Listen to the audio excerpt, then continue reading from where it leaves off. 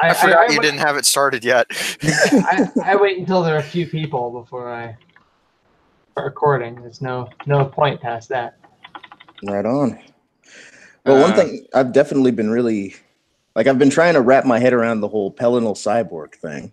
You want to take that one, Todd? No, let's just hear it all come, and I'll explain what needs explaining, and not go too deep into my little hole of Pelinal Raymond bullshit. Don't mention Queen Ariane then.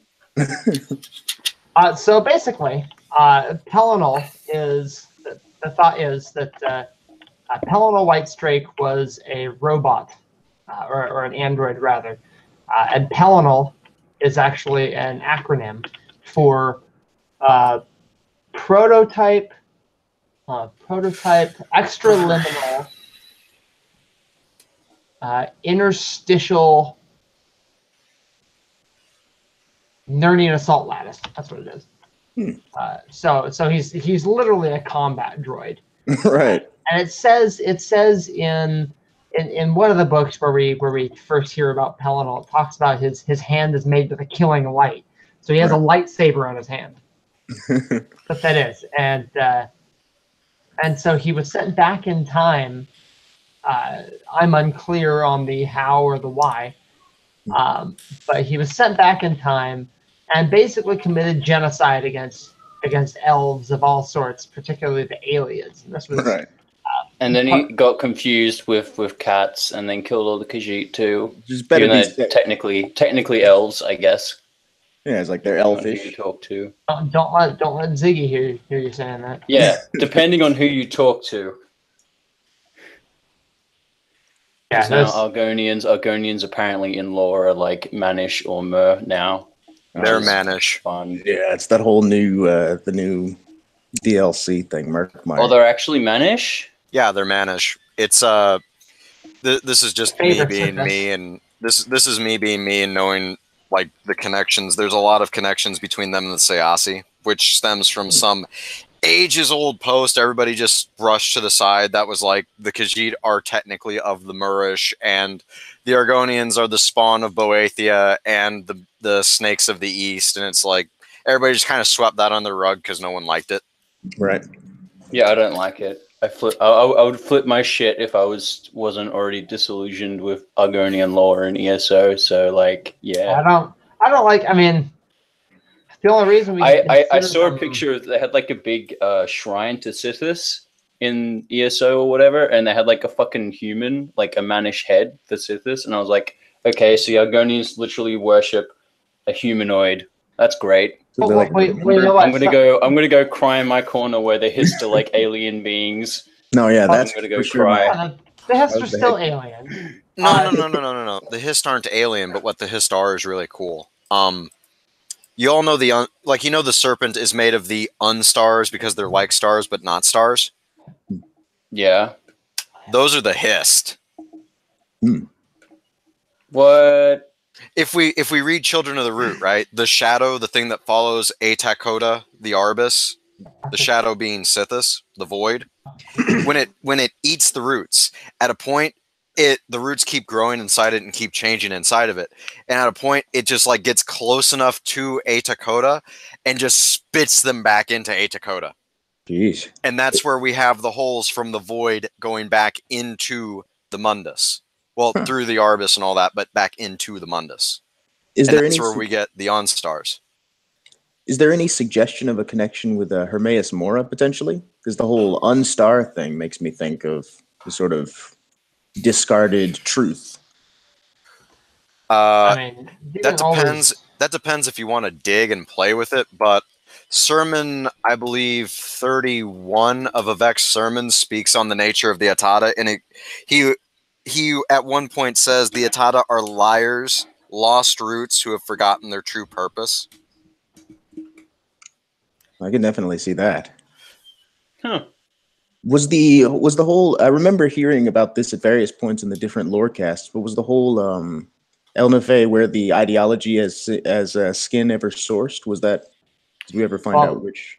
Oh, that's a very, very old thing. And do you know where the source is, Andrew? Being the Earthbones and all that. Ideology. I think that has something to do with the War Manifest metaphors, doesn't it? Yeah, it's the Elenofe at this point aren't the Earthbones. Yeah. It's like the Elenofe would just be the weakest of the spirits, divided between the old and the wandering, and then the Earthbones come from Ithre, who shatters into the Earthbones to create the laws of nature, which manifest as semi-divine beings that are still referred to as Elenofe because they aren't totally bound by mortal rules. That makes sense. I'd always, or part of my, I'd always fancied the idea of the Elnefe being kind of a, or be. I sort of took at face value their proclamation that they were descendants of the gods. So in that sense, in the sense that the Earthbones are like representatives of laws of nature, They're Elnefe like might subgradients, right. Descendants. Yeah, in that sense.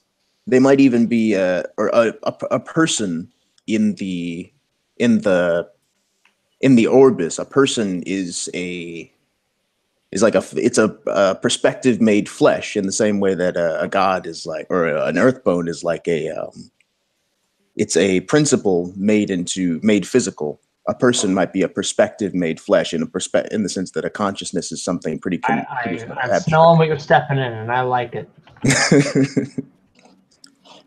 A bit of lavender, yeah, it's nice. Yeah, because one of the things that I tend to preach is perspective, and I don't know if you've read my piece on the lens of perception that I wrote a year ago. Todd, is that how long it's been? Year and a half, something like that. Yeah, something like that. If you haven't read that, I'd be more than happy to get you a link. Yeah, absolutely. But the idea is that if we consider all the, well, not all the major continents, but Akavir and Yokuda as separate dreams, which is hinted at in Coda. Then if we have separate dreams, then that it stands to reason that there are separate minds operating on, basically at the same level. They're all dreamers. They're all they've all attained anathema. Or anathema. That's a slow thing. Amaranth. Amaranth. Yeah, anathema's the slow thing. Yeah. But I need to stop playing so I'm not distracting myself. So the idea is you have at least 3 different dreamers. I call Ald Amaranth. That's where Yokuda is. That's the real Yokuda in Ald Amaranth. Then you have Anu. All caps Anu or Ald Anu sometimes. And he has his own dream, which is Tamriel. And so the Tamriel we see is the closest representation of Anu's true Tamriel. Wait, what? Where does this come from? Huh? Where's this whole idea of, Tamriel Prime being like old Anu's true? What? Where'd you get that idea? Hold on, let me get a link. Fucking. Here we go. I've been out of the train for too long, haven't I? Yeah, you have. Have you at least been reading the Telmora, Gabe? Sorry? I'm gonna take that as a no. I am running the world's only. Oh yeah. No, I've skimmed that a few times. Skimmed. Okay, skimmed being the I'm gonna drop operative it in word chat there. right here. That link. It's based largely but on. But like, is it based on any lore that's come out, or is it like? Not really. It's more taking interpretations and then making more interpretations based on those. Right. Was there any cool lore that really came out of like Somerset? Because I missed all that as well. Oh, dude, Tower lore. Tower lore, yeah, for sure. Yeah, like crystal-like law apparently exists in all parallel realities, and so you can traverse realities by going through crystal-like law. My only issue with the Somerset. What do you mean by realities? Because that's a loaded term. Okay, hold on. Crystal-like law literally exists in every parallel timeline, in every parallel universe, and in every other realm. Like anybody care about spoilers? No. Played through. Not really. All right, then I'm just gonna go with it. To get into the crystal-like law, right? Whenever the shit's going down and you have to get into it, you actually go to Clavicus Vile's realm and enter it through his realm, so that he can hold back. You get to see the Fields of Regret, which is the name of his realm, Fields of Regret. Yeah, you enter it through there because there his Wait, what's forces it called? can. It's called the Fields of Regret. Okay, so not Dylan was drooling. whatever. What's his face? Oh, he's the guy who's obsessed with Clavicus Vile. Oh my god. Dylan. Yeah, yeah. Not the Dimosphene. There you go. Yeah. We enter it through the Fields of Regret, and it's it's a matter of, because we're there, the Nocturnal, the one who's currently hijacking the tower and stabbing Clavicus Vile and Mephala in the back, she her forces are more or less able to be controlled by a Barbas and the remainder of Vile's forces because it's in Vile's realm. You know, Daedric Invasion, the prince of that plane, is definitely the strongest thing in the plane. Right. One thing about that situation that kind of confused me, it seems to sort of muddle Nocturnal's motivation as a Daedric prince. Oh, her motivations are unknowable. I guess that's true, but that's the thing. It seems like such an obvious motivation. But I actually have a theory on that, and that is before we get to that theory, I just want to comment on this. Are you saying like between Cowpers and Dreams, crystal-like law is persisting, or are you saying like between Coda? What I'm saying is crystal-like law exists in everything at once. Right. So it's so if you were to take various planes or timelines or various realities and stack them on top of each other, you got crystal-like law plunging right through all of them. It's one, like you ever been to a restaurant? And when they finish an order, they put it on the little spiky thing. It's got a little metal spike. They put the, I'm talking about, they put the receipt on it, and then they just stack up the receipts on there.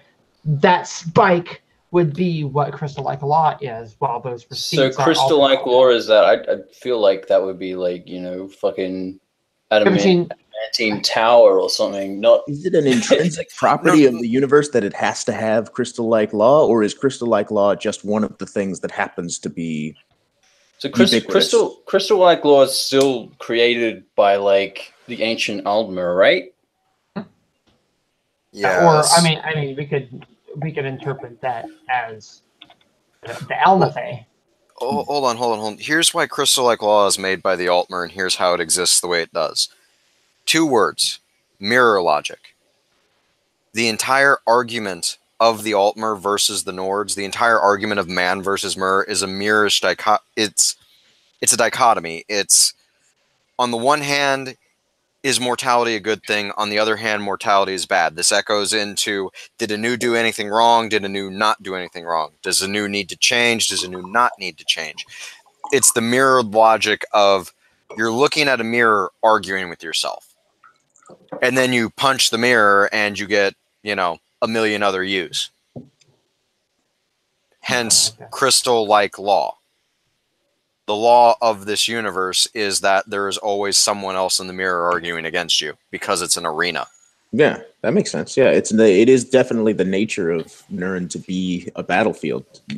Don't pay no mind to this massive bottle of brandy that I'm adding to this tea. Pay no mind to the brandy. I think about the Dark Tower. If you've ever seen the movie or read the book by Stephen King, same basic idea. And I accept the notion that Dark Tower is actually an alternate dream. But anyway, back to dreams and all that. Andrew, pause for a second. Yo. Why would it be crystal-like law instead of white gold? Because I remember you've written that white gold is at the very center of the wheel. Yeah. Yeah. Yeah, because each... And the center of the wheel would be talking about per dream. It's you go through the door, you get to the dreamer, so it's like, it's like a dreamer concept, not like trans realmic? Like, you're implying that crystal-like lore is? Yeah, because that's because the way I think about the towers is they have their own kind of. So, like, crystal-like lore transcends the wheel, essentially. Yes. Yeah, whether it was intended to do that, whether that's a byproduct of just what it is, how it operates, I don't know. We just know that that's what it does because that's what we witnessed in game. Sounds like a very old Merrick thing to do, seeing that's like their whole philosophy. Well, consider the schism between the Aliens and the Altmer. The Altmer want to return everything to one unity, right? Whereas the Aliens kind of just wanted to control the now. You have the Altmer building essentially a replica of the actual tower, the wheel turned on its side, the everything, and you have the Aliens building a replica of the wheel in the center of the wheel to control the wheel. It definitely seems like that's a notion that they passed on to some extent to the Imperials, because they tend to be fairly pragmatic and present oriented. It took Maruk to kind of give him the idea to even try and alter the substance of the Erebus. And then, just because I'm on a bit of a tower rant right now, you have green sap, which is to say maybe or perchance, as they literally say it. You have the walks like brass, which is just denial of everything around you. You have the Snowthroat. That's the cave. Snowthroat. No. I'll get to Snowthroat. You have Adamantia and Red Tower, which are 1 and 0, or 0 and 1, however you want to read it, beginning and end. And then you get to Snowthroat, which is the fun little get out of jail free clause. What do you mean? I mean, the cave isn't just Plato's cave. I've said it before. And then what cave is it, Todd? The cave in the metaphysical is Plato's cave. The cave in the physical is High Hrothgar, because only upon Snowthroat is there one peak that Alduin isn't just utterly coiled around. It comes from an old MK post about how, in the final battle against Alduin, when Alduin's eaten all the world, only Snowthroat remains above it. And the Nords are sitting there fighting with blades of pure Varlance, pure starlight, to keep him back from a cave they call Hrothgar. Oh, to throw this back into something that I noticed on the page earlier on, connected to the. I don't know if I noticed that on the page. I think I noticed it elsewhere, but connected to the Saesi. What exact do you think is the meaning of the word "eat" consistent among mythologies that are connected in any way to the Akaviri? There's a lot of symbolism with eating. We actually talked about that a little bit on the Selective Forecast last week. This is something I argue constantly because I think everybody's getting the point of biting and eating wrong. So elaborate. I've said it before. You guys always say, well, biting is taking secret knowledge. No, it's imposing will upon another. If I bite you, I mark you. Sure. Like it's fundamentally an act of violation. Like it can also be kind of sexy. It's from Sermon 14, right? At the end of the pomegranate banquet, Molag Bal is forever troubled because he's become necessary. During the pomegranate banquet, Vivek bites new meaning into him. Right. That is Vivek imposing will over Bal, which actually subjugates Bal because now Bal has become the weapon of Vivek. He's imposing his own definitional power on Molag Bal as a character. He's using it to make his own point. If I may be just really, really crass, right? During the pomegranate banquet, it shifts from the definition of Bal shifts from rape is sex to Vivek going, not all sex is rape. And thus subjugating Bal within the sphere of sex, because he is the prince of rape. I see also in Vivek's appropriation of Molag Bal as an entity, he's kind of using Molag Bal. I mean, he's using Molag Bal as a vehicle for the for the articulation of what Kim is or what Chim is, or I don't want to wade into the debate so much, but well, the debate on how to pronounce it is mostly just an extension of a joke. Like everyone's wrong. Yeah. Like anyone here who's already talked to me knows my whole joke about how to say Tasiki. Yeah. Say what you see. Ha ha ha. Wait, no, that's chick, isn't it? No, that's Franzen. That's Franzen. Right. My joke is you said it wrong. I think that's fair. Nope, you said it wrong. There's the crystal-like law in action. Do I want to queue up for this dungeon right now? Yes, I do. I need this fucking helmet. Oh, he's got to queue up for the dungeon, of course.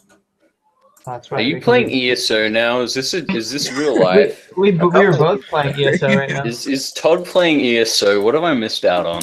You've missed out on Todd. Like, just stop playing. I stopped playing Warframe so much because I got bored because I had everything, and now I just play ESO all the time. I'd be playing ESO myself, but the lighting in my room is terrible. I'm still upset that I got frozen in that dungeon. Didn't get my helmet. Oh, you actually got frozen in the. You didn't get your. Poor James. Halfway through the fucking dungeon, I stopped moving. I can it's okay, James. Go to Yuri and ask for comfort food.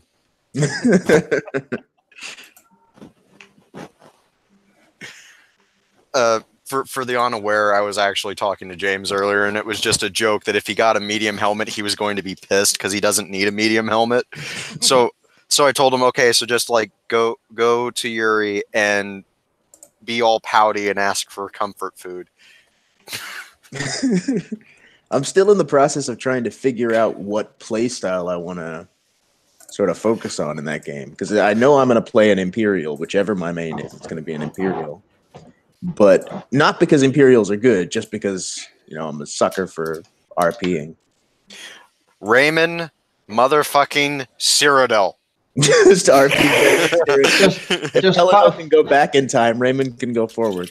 But you can't just insta-kill. You can't just insta-kill people with copious amounts of chowder, so it's not physically possible to RP. But if you try No. You don't have to. You don't have to kill them with chowder. You just grab them by the skull, and then your face just peels off, and there's a second mouth there, and you just eat their skull completely, and then throw them to the ground, and turn to your guildmates and go, "Bring me everyone else who does not bow to or believe in me." And if you've killed them properly, then chowder will flow. If you're like Raymond. The chowder will flow. Actually, no. Chowder will come. At that point, it's not that the chowder is flowing, it's that your guildmates are busy collecting the chowder, and as the blood flows, it turns into brandy, and then everyone is happy. I believe that. I mean, I'd be happy, certainly. Like, just really, if you guys haven't read the fireside chats and the bits of the Shonieta from that, Raymond is awesome. Why did I... Oh god, no. Oh god, no. Oh shit, I queued for the wrong thing. I just queued up a random one and I'm going to White Gold Tower. Fuck this, I'm out. I am out. No, I hate this fucking dungeon. The Imperium set is fun. I hate this fucking dungeon. I'm not doing it on vet. No. The Imperial, like, are you just talking about like the Imperial City or the Imperial Dungeons? Because I remember the Imperial City is apparently just like a fucking camp fest. No. The White Gold Tower in the Imperial City, which is one of the two dungeons. It's not even that bad. Well, here's the thing, right? When I have a group, it goes one of two ways. Either we just get stuck and keep wiping at that first boss, or the Adjudicator. Or we just pile drive through everything in like 5 seconds. It's more often the second for me, but I main a tank, or I quasi main a tank. Wow. Yeah. Someone already realized they queued wrong and left. Like before I did, somebody already did. I think we might be having mic issues. Oh geez. I'm at the outfit station right now on PAL, Prototype Assault Lattice. Yes, he literally has a character called Pal. It's a factotum. It's great. I thought you were talking about like the region, like region locked games. No, Pal. I'm really sad you can't be a monk in ESO. I think they ruined the game. 10 out of 10 would not. 0 out of 10. Is there a way? You can't be Punch Cat. Oh, there we go. Screen share. Yeah. All right, here, I'll get that. There he is. There you go. That's Pal. Gotta love them rank 10 crafting colors. See? There's Pal. Nice. What is that armor? It's the new polymorph, the apostle polymorph. Oh, that's so cool. It's really sick, yeah. What? It's literally fucking robot. Yeah. Yeah, That's the Clockwork City. Steamer, You get right? the Apostle. No, Clockwork City. Oh, okay. Like Clockwork City is nothing but just really high tech stuff. Like the Apostle motif style. Literally, the heavy style is like you ripped an arm off and just put a robot arm in. Well, that is basically what it is, and you find all these NPCs there that like you can tell when they're just wearing armor, and when it's literally their joints are gone and you can see the metal moving around on their arms and shit. Oh, going back to, since we're back on robots, this is a perfect segue back into Pelinol, which I'm sure everybody enjoys. Oh yeah. But the thing that's on my mind about Pelinol right now is, when was he sent back from? 5th era. So just before Jubal? No, Todd, he was sent back from the 9th era. Yeah. Oh No, my god! Wasn't it the nth? I thought they said the nth era. Like they literally just called it the nth era, right? Okay. No. Hold on. We're having the conversation. Now I'm going to lose my shit. Okay. They say the nth era. They never specify, except in one instance that, for the love of God, I cannot find, in which they say 5th. However, prior to Kinmune,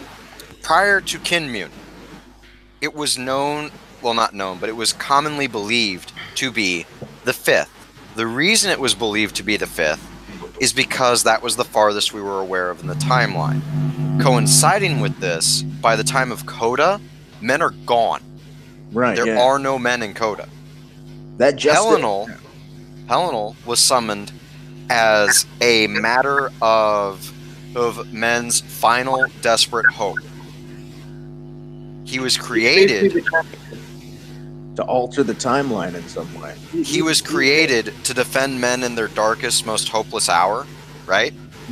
However, there was a time they'd forgotten, very, very long ago, when they didn't so you're saying hope. Pelinol was created before Landfall.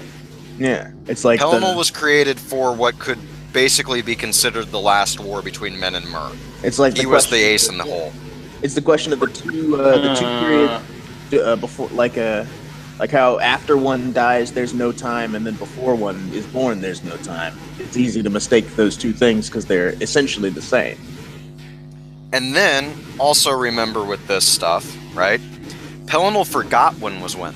He was not sent back for a reason. He forgot.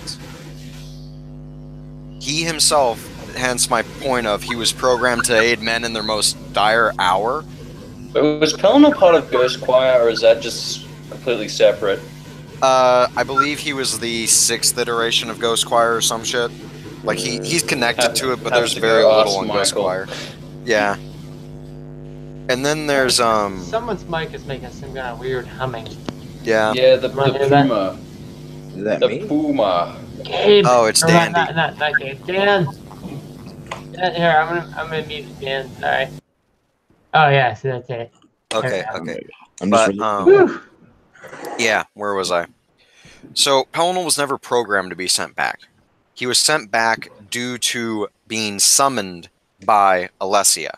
This coincides with the notion that his programming was not something that was literal. He was not programmed for a time when we compare to Coda, where it said he forgot when was when.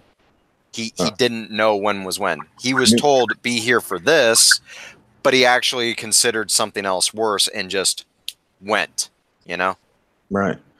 This is before or after memory pieced out? Because if it's post, then that makes sense. But then, like, men are already gone by the time the action of code actually happens. We don't know. The thing is we don't know when memory pieced out.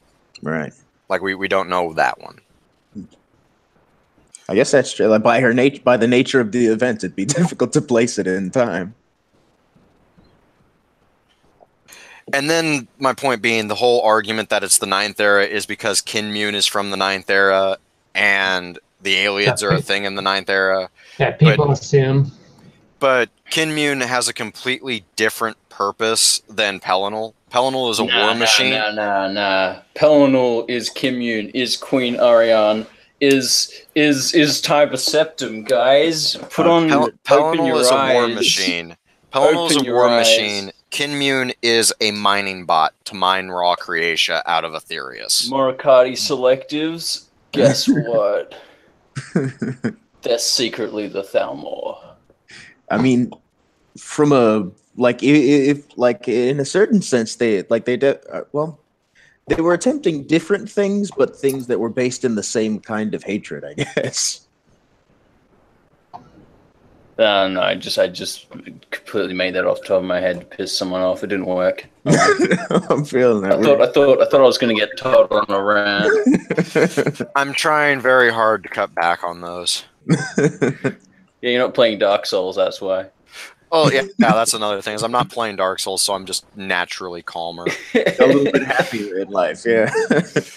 I mean, I still go back and play Dark Souls on occasion, but it's just not what it used to be. You know, I'm not, like, ragey every 5 minutes anymore because of bullshit. I've been thinking about taking up Dark Souls because it's on Switch now. Which, I mean, Switch is, it's pretty boss as systems go. It's just so much easier. Yeah, make your Switch by throwing across the room, so keep those kind of games away from small handheld devices if physically You possible. gotta switch it with a real console. I say that as a Switch owner. I've been playing on my Switch all day. The new Pokemon game came out yesterday. I still haven't got it.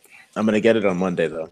Oh man, hey, there's a Apostle Sword. What do you guys think? What do you guys think of this new Pokemon movie coming out? It was really weird. It feels like a retcon, not a retcon, but like an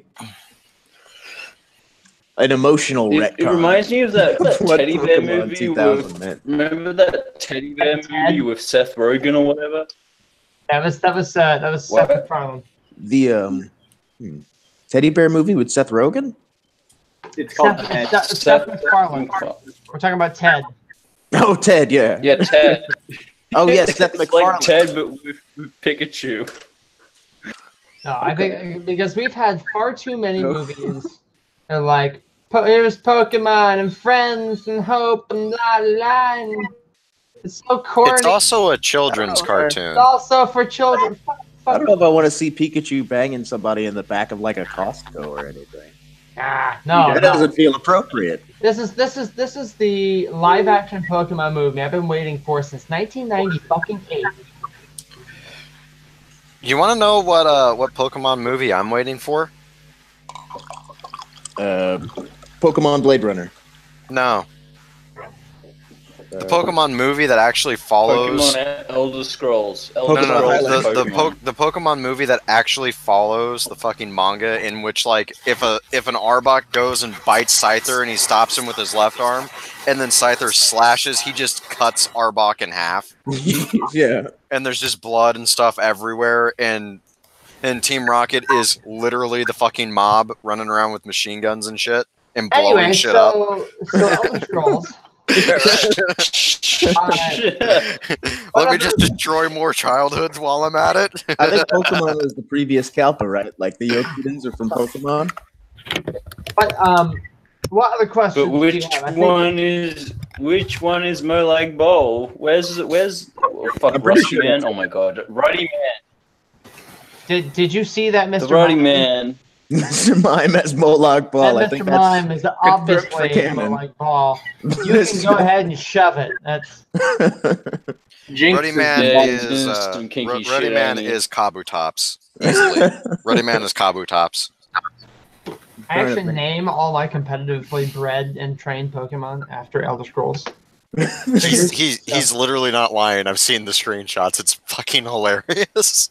Oh yeah, I guess because I lost. So my DS got stolen I think it was about a year and a half ago. Back when it blew, but I had finished the game already. Thank God. But it was I had a solid roster.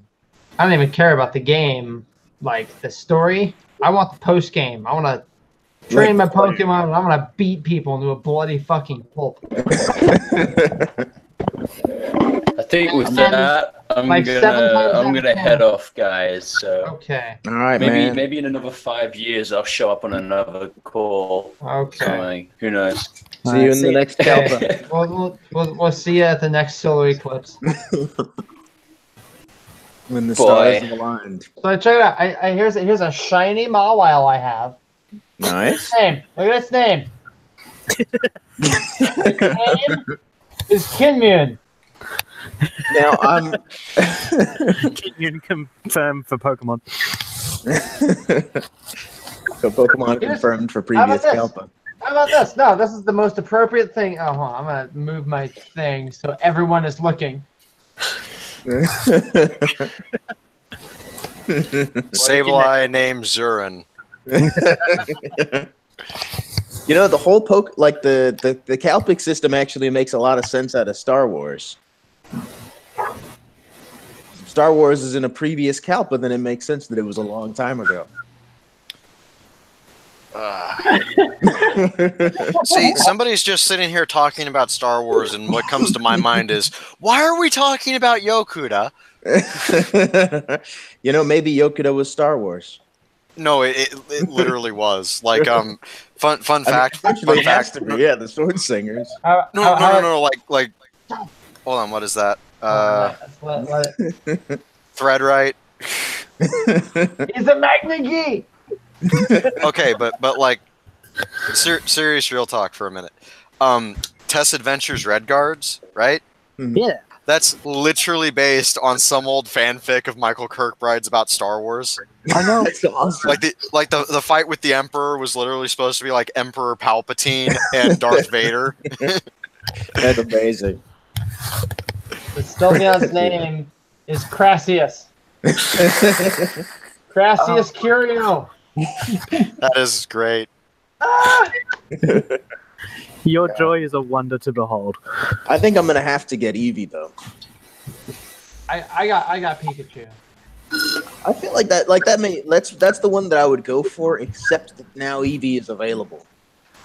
And it's like, even though I think, like, if this were a real situation, if like I had to like lay all of my pump all of my emotional well-being into the idea of choosing a side in Pokemon, I feel like I would actually choose Pikachu. If you're not picking Eevee, you're doing it wrong. Pikachu can suck it. We're just going to say that with Alola Raichu though, like that's the thing. Like any Pokemon that surfs on its own tail is okay in my book. But I am gonna get Eevee though. For sure. Because it's like, you know, I've already played Pokemon Yellow, and it feels like it'd be an emotional waste not to try and experience this new world in as different a perspective as possible. Okay, so we're back on the lore train. Hit me. Right. What other questions do you have, Barry? We are catering this cast to you. This is all you, buddy. Cheers, everybody. There, yeah. Clanky, clanky. Hey, I heard Dan. Yay! Second. It works if I shout. Yes. I've heard that if you take like old speakers and you plug them in the microphone jack and then scream really loud into the speakers, it can work. Right on. Did someone mute me? James, No. you bastard. No, I was just making a point that Ben, like actual serious point. Ben here is he doesn't seem to have a working mic, but he said a few things in the chat. So if Ben has questions, Ben can ask questions too, because I don't know who Ben is. Ben is that Jesse? Yeah. Yeah. Yeah. Yes, that's Jesse Malor. Mellor? Mellor? Yeah, Mellor. Mellor? Okay. Ah. I'm a famously bad chatman on account of my inattentiveness. I just now pulled up the chat. Oh, that's all right. Most of the time, we just ignore it anyway. Oh, good, good. Then you won't know when I mute people.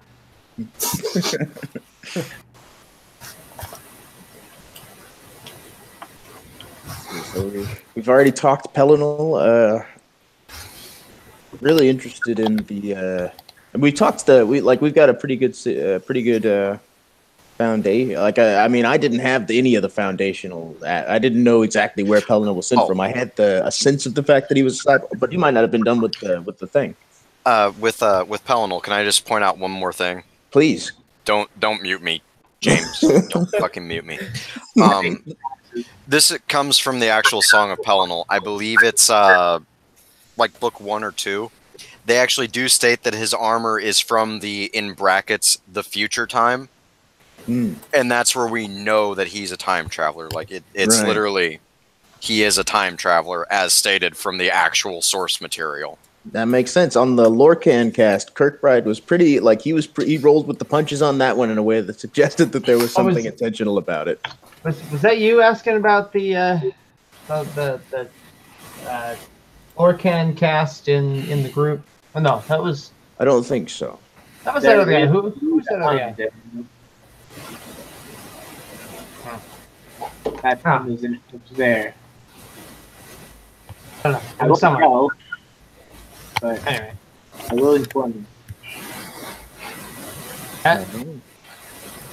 Yep. Yeah. Right on. So, another can of worms. What do we think about the left-handed elves? Malmer or what? My personal theory, I think they were an alternate group of Yokudans who, because of the Civil War, they were demonized, and they were called elves to further other them. Okay, can I throw out some crazy ass heresy shit? Mm-hmm. That's what I'm here for. Let's hear the tinfoil. They're the Dreg. Holy shit! No. Like, I actually have to sit. Hold on, guys. Like, I know how crazy that is, and you're gonna have to bear with me as I scroll through about 400 messages worth of Discord to find this post that I could not find for the longest time. Because I thought you thought wait, that with they bated breath. No. Like, before any interjection, all right. A bit of a story here. Do we all know who Evan Smith is? Yeah. Not by name. Okay, he did a lot on Lig and stuff. Particularly, if you've all seen it, the 5th Era roleplay group on Facebook. Yeah. He is solely responsible for all their Lig world building.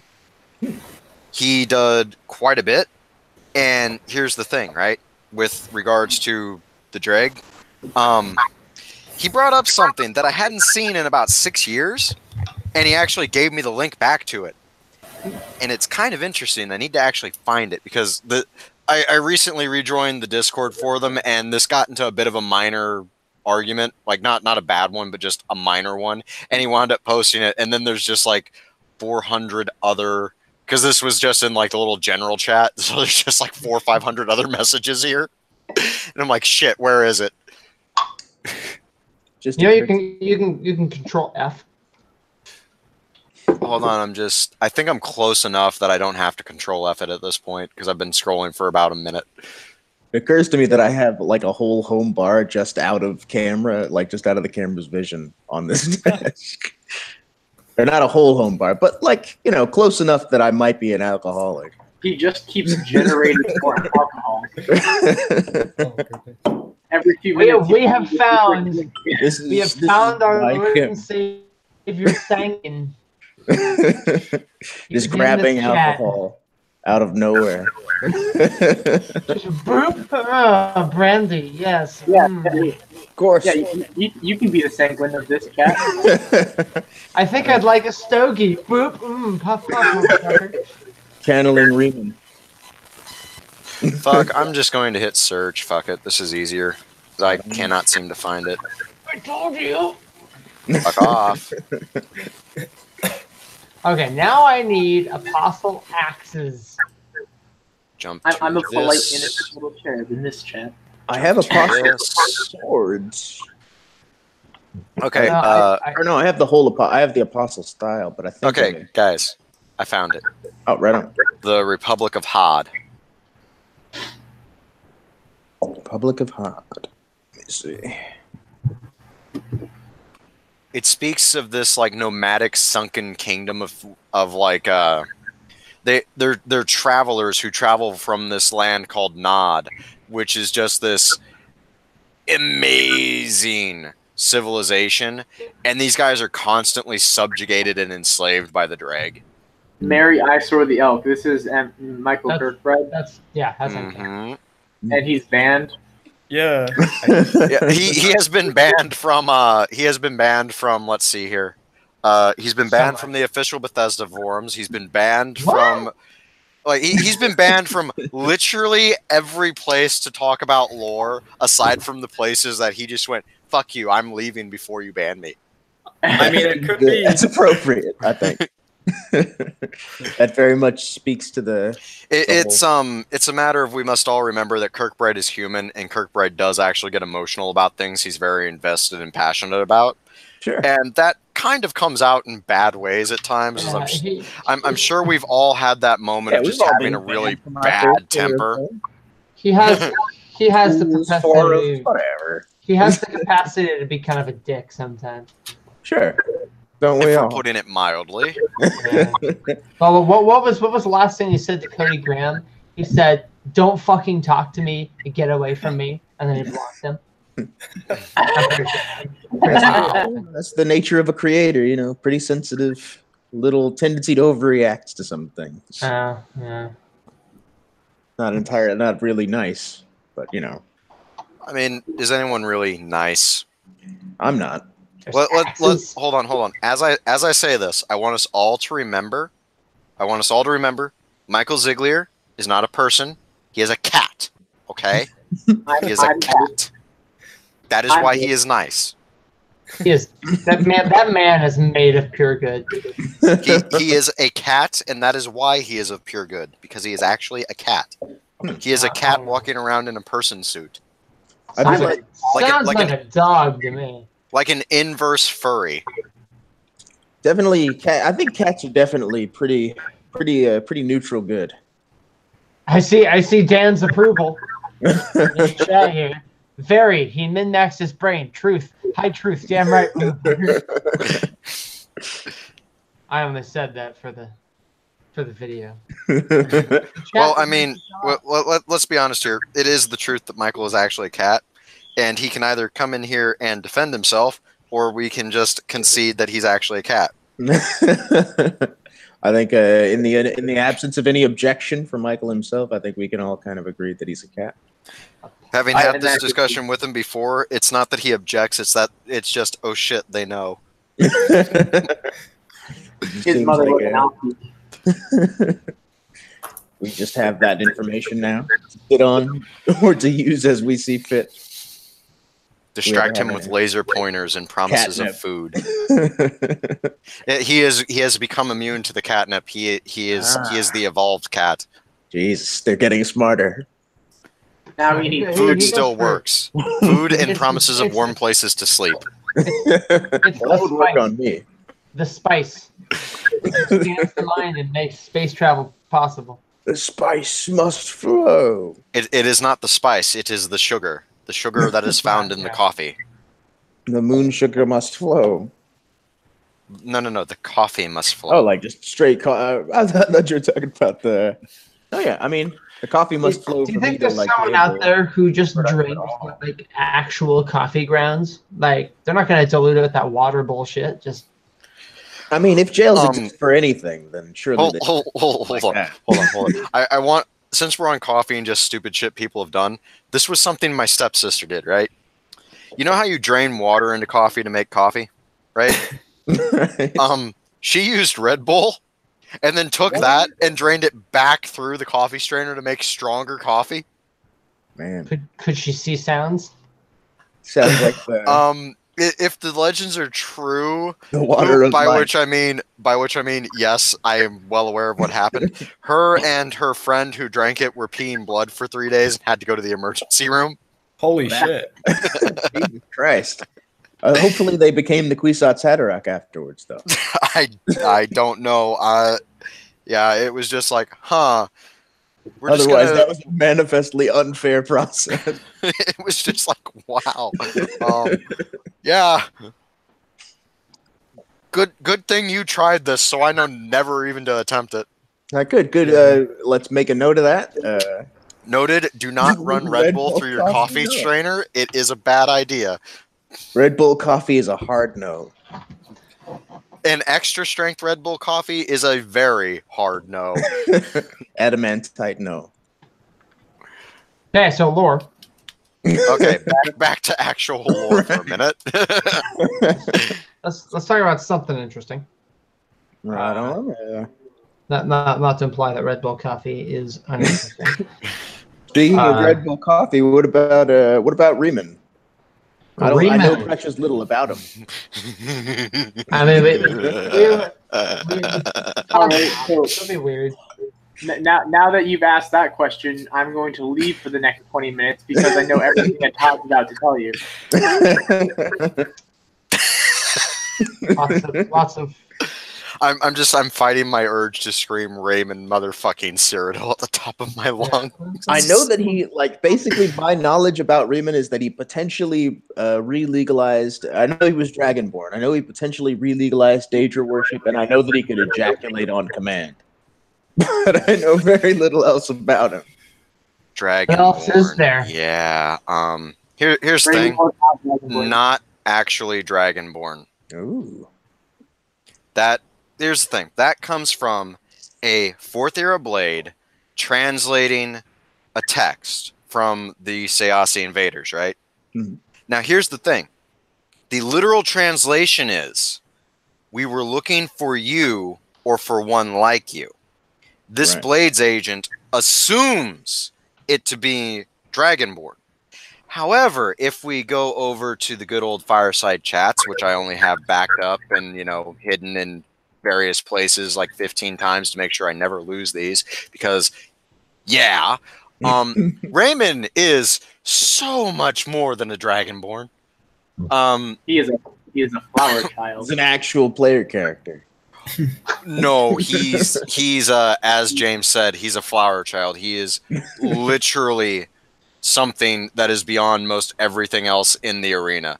That's a quote from that's a quote speaking to the actual divine nature of Raymond there. Here's the actual fireside chats. Oh dang. Here's the actual fireside chats. I will say now, it is completely not safe for work. Raymond is to Cyrodiil what Tashraka is to Akavir. Luckily for all of us, I'm unemployed. Quote, then the dragon of heaven appeared, encircling them, king of time, eating his lower lengthened symbol, speaking in the manner of Aether, which is mostly dream.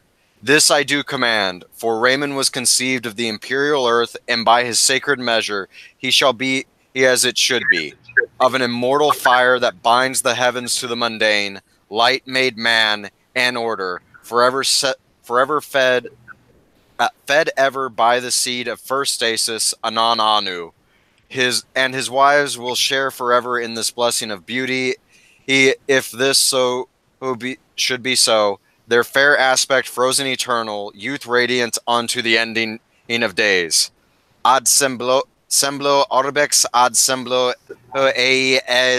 lanakan nasen mantella dreco chrysalis sananu.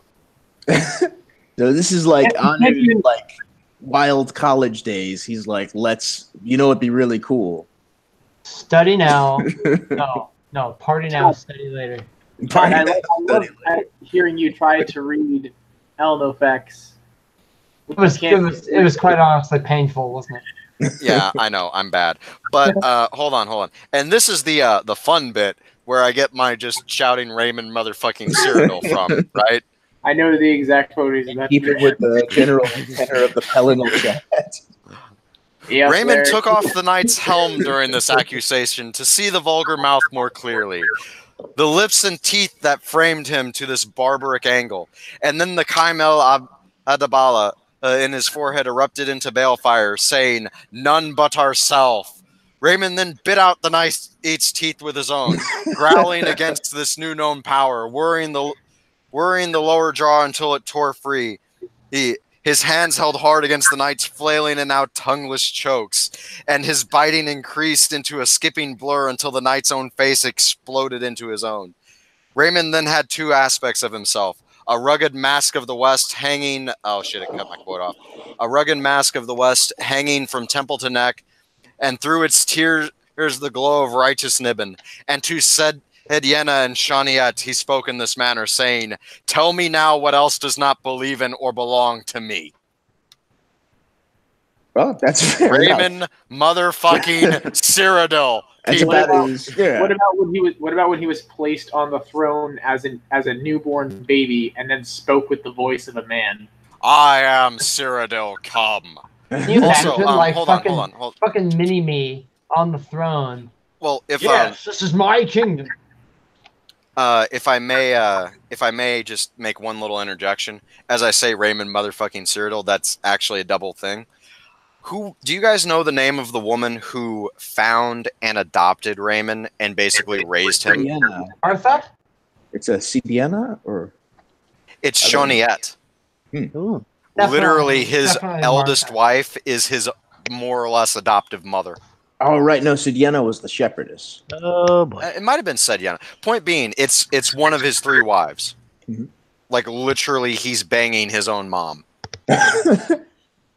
Raymond motherfucking Cyrodiil, people. It seems like basically the only commonality among Dragonborn is that the rules don't apply to them. So And then there's the bit where somebody pissed him off in the middle of an orgy, and he just like slices his throat and turns his blood into brandy, and just proceeds to continue with the orgy.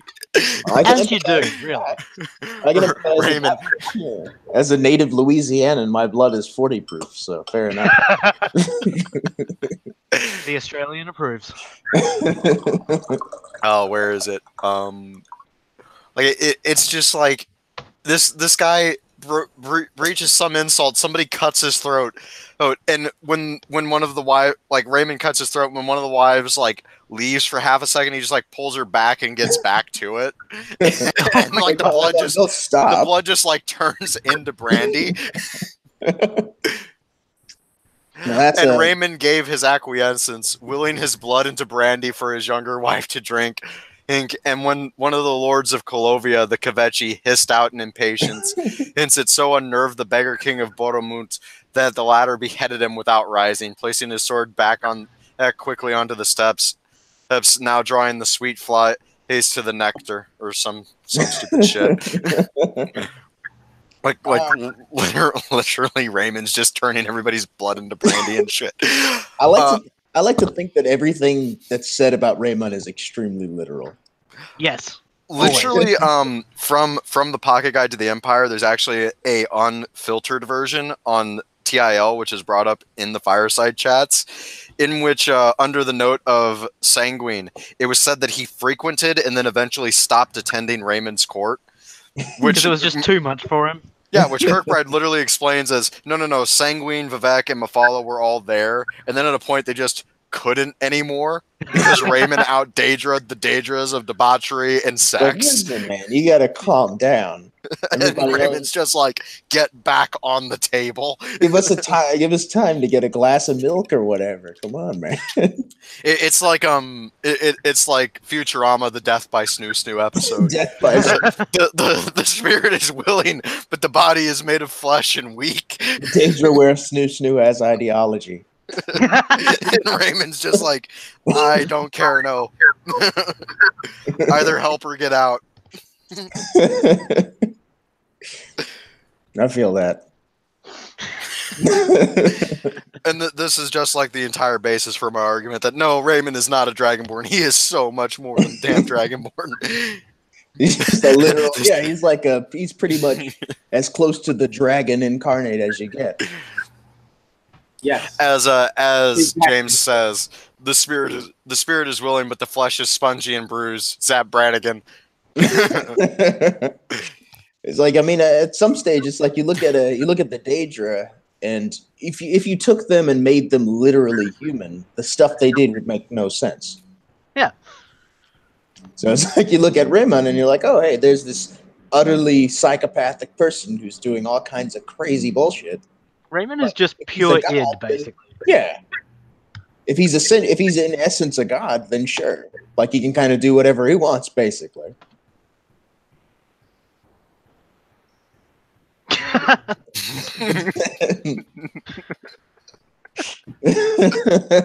am Cyrodiil, come back on the bed.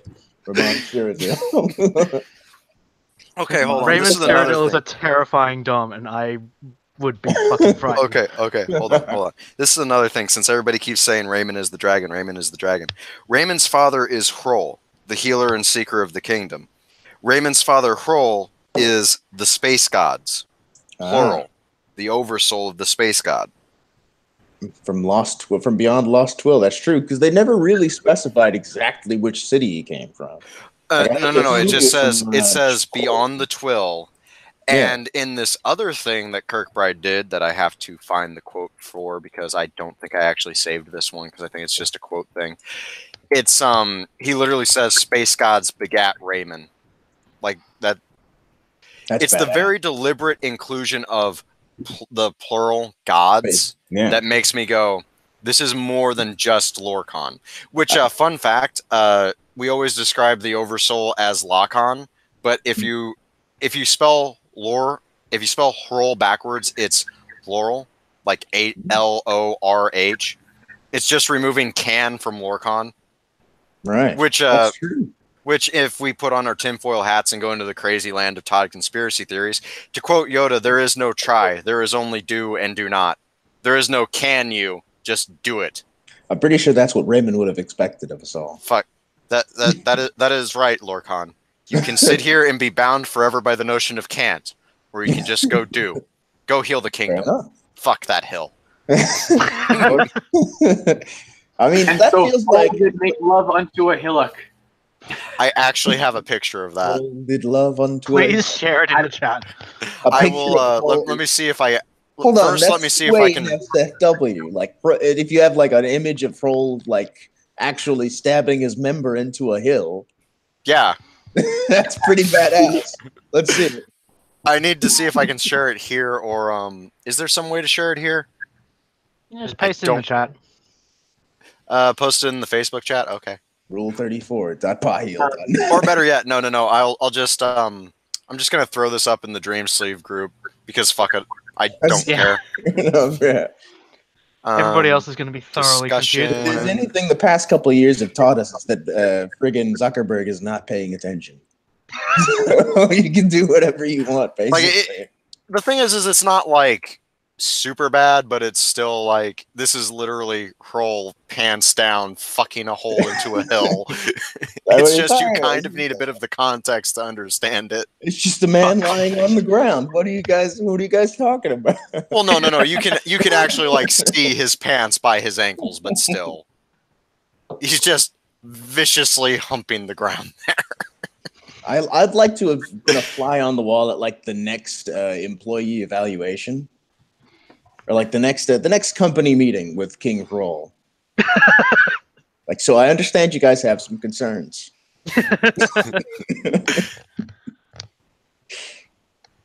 So you're talking about Raymond as the dragon. Oh, here it is. Hold on. Mythic relationships. Yeah, because Raymond not so much the dragon as the serpent. Well, the flower child, but with really, really weird shit. Why is Toshra Ka the dragon? Toshra Ka is the tiger dragon, and that's because the dragon is the symbol of royalty. Like, the dragon is the unassailable apex predator. As long as that seems like a philosophical role to take on. And Toshra Ka as the son of Jubal Loon Sul, whose banner is the tusk of the tiger bat. Right. So Raymond is royalty too. Yeah. But Raymond Raymond is Raymond is the dragon killer, which is to say, man.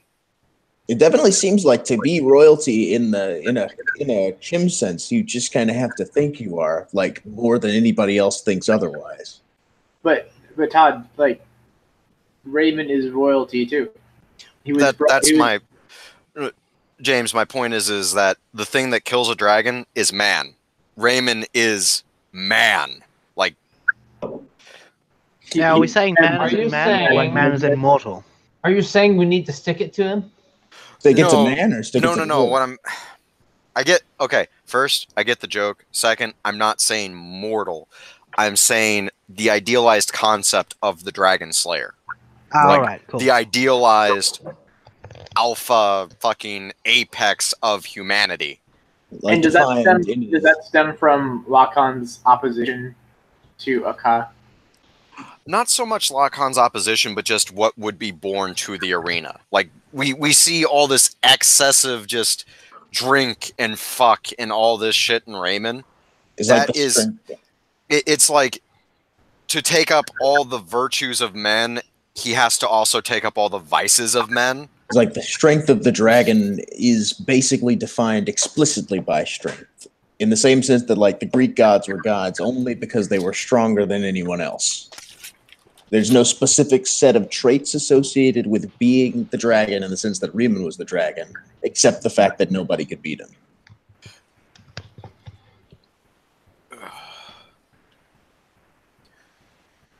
But so is your point that as a dragon slayer, he usurps royalty?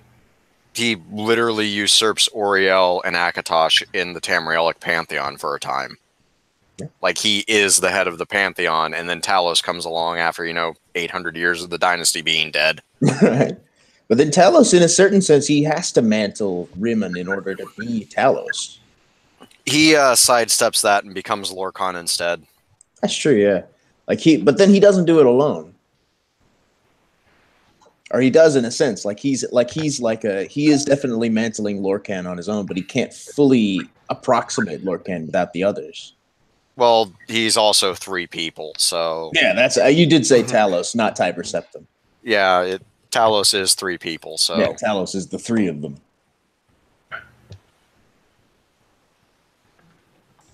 So because he was born of Frol, who was the god of man, and Alessia, who was the land, he was born of Cyrodiil and of... And, in the start of the New Dream, he became the embodiment of both of those concepts, basically. Both the land and mankind. That brings up a really interesting question, because, with going back to who Frol is, if Frol isn't Colovian, then that sort of throws off the imagery of Frol, of Rimmon as kind of the unification of Cyrodiil as a concept. If he's the descendant of space gods, then he's not. Then his father wasn't Calovia and his mother wasn't Niben. Or his mother was still Niben, but his father was space. The thing is he is beyond those classifications. The thing is Sanctator exists where exactly in Cyrodiil? Right. Fun fact, it is definitely not in the Nibene Valley. Yeah, it's in Calovia for sure. Or northwest Calovia. There's your Colovian. No, yeah, but Sanctator is definitely Colovian for sure. But if Frol were an invader, then that symbolizes an invader from beyond the Twill, beyond the Twilight, beyond the Starline, beyond the Die, which leads to this last thing I posted here, which is the obscure version of Where Were You When the Dragon Broke, which includes the notion that the Imperials at a point start warring with their own grandfathers and the ghosts of their sons. Right. If there were any... Yeah, sorry. Literally, Hrol is Lorcan the Lorcanic Oversoul coming back to try and fix things with Alessia, who is representative of Nur. Right. That makes sense. In a certain sense, it's like the idea of prepping for, or rather, if Rimmon had any real purpose as a as a figure who moved history along. It was creating a Cyrodiil that could encompass foreign concepts. That's who he was relative to Cyrodiil. That's what makes him so important to them culturally. Because he took in Akavir, he combined the West and he's like synthesis as a man. So Todd, what happens to Raymond? That is actually something that I don't know and is like highly contended because we've been teased with shit and nothing really gives us an answer. I don't think it would make sense for him to just have died. Unless you're asking what my headcanon of it is. Let's hear it. Sure, give us it. The Sayasi took him to Akavir to fight Tashraka.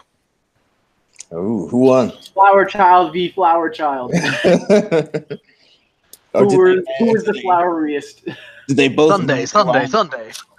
Did they finally make an actual Akatosh? No, Tashraka is beyond the concept of what Akatosh is. He definitely seems more specific. It's again, if we're just gonna delve into my headcanon really quick.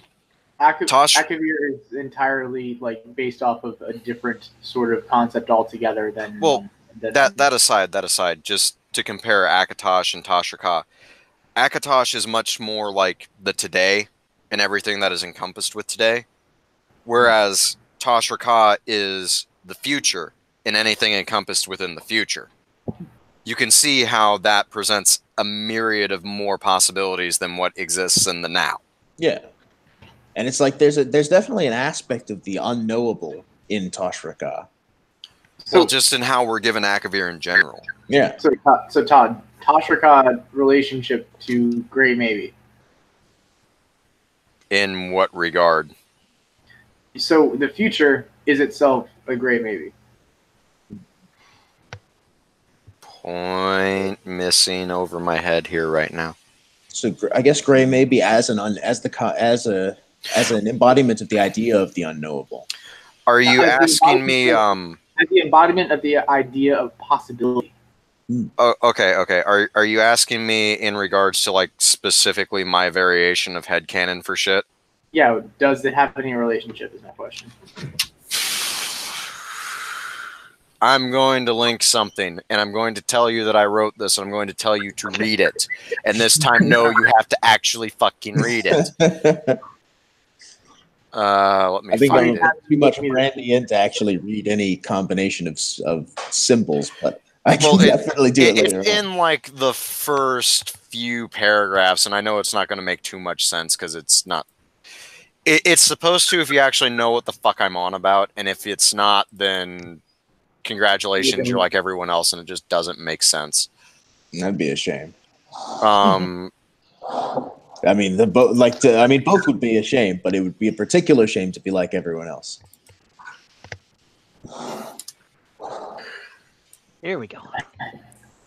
Space gods began. There we go. Docs.google. Love it. I dig Google Docs though in general.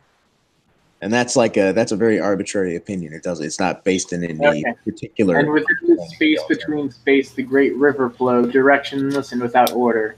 Where once the mighty tomorrow of Akavir had been, was nothing but a vast and branching collection of streams. Two remained in this expansive nothing at the edge of everything that expanded across all dimensions of rationality, probability, and irrationality alike.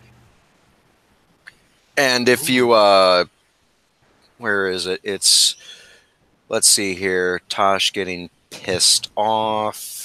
.exe. Language that mortals cannot eat. There's that word eat again. God damn it. I fucking love this. The word eat only makes things more complicated whenever just keep any sentence. Here's your binary sequence again. Just keep read. Yeah, this was the thing that the binary sequence was for. Just read this bit, and this probably explains how I view Tashraka. Tashraka's roars continued, echoing outwards in language that mortals cannot eat, as his divine possibility took a form more appropriate to the unspace of unwritten nothing that surrounded him. He became infinity beyond words, radiance to smother all stars, colors of unknown tastes, and all things thought impossible at once, as his divine possibility grew unfettered and unbound by the constraints of wheel or tower. So now, hold on. I'm going to just really quick put. That sounds like possibility beyond the gray. Maybe that's like that's a pretty high gradient. It's a matter of literally how I view it is he is the future, unbound save for one thing, and that's what can destroy him. However, what it is whenever he ascends to this form, the thing called divine possibility there, just imagine like this giant flaming dragon, right? And then when you see its wings expand, they don't stop. And it's just this prismatic, like stained glass window. Between every vein, you're just seeing different realities ever growing outwards. It's beyond sight, sure. It's like looking down at a 4D universe from a 5D universe.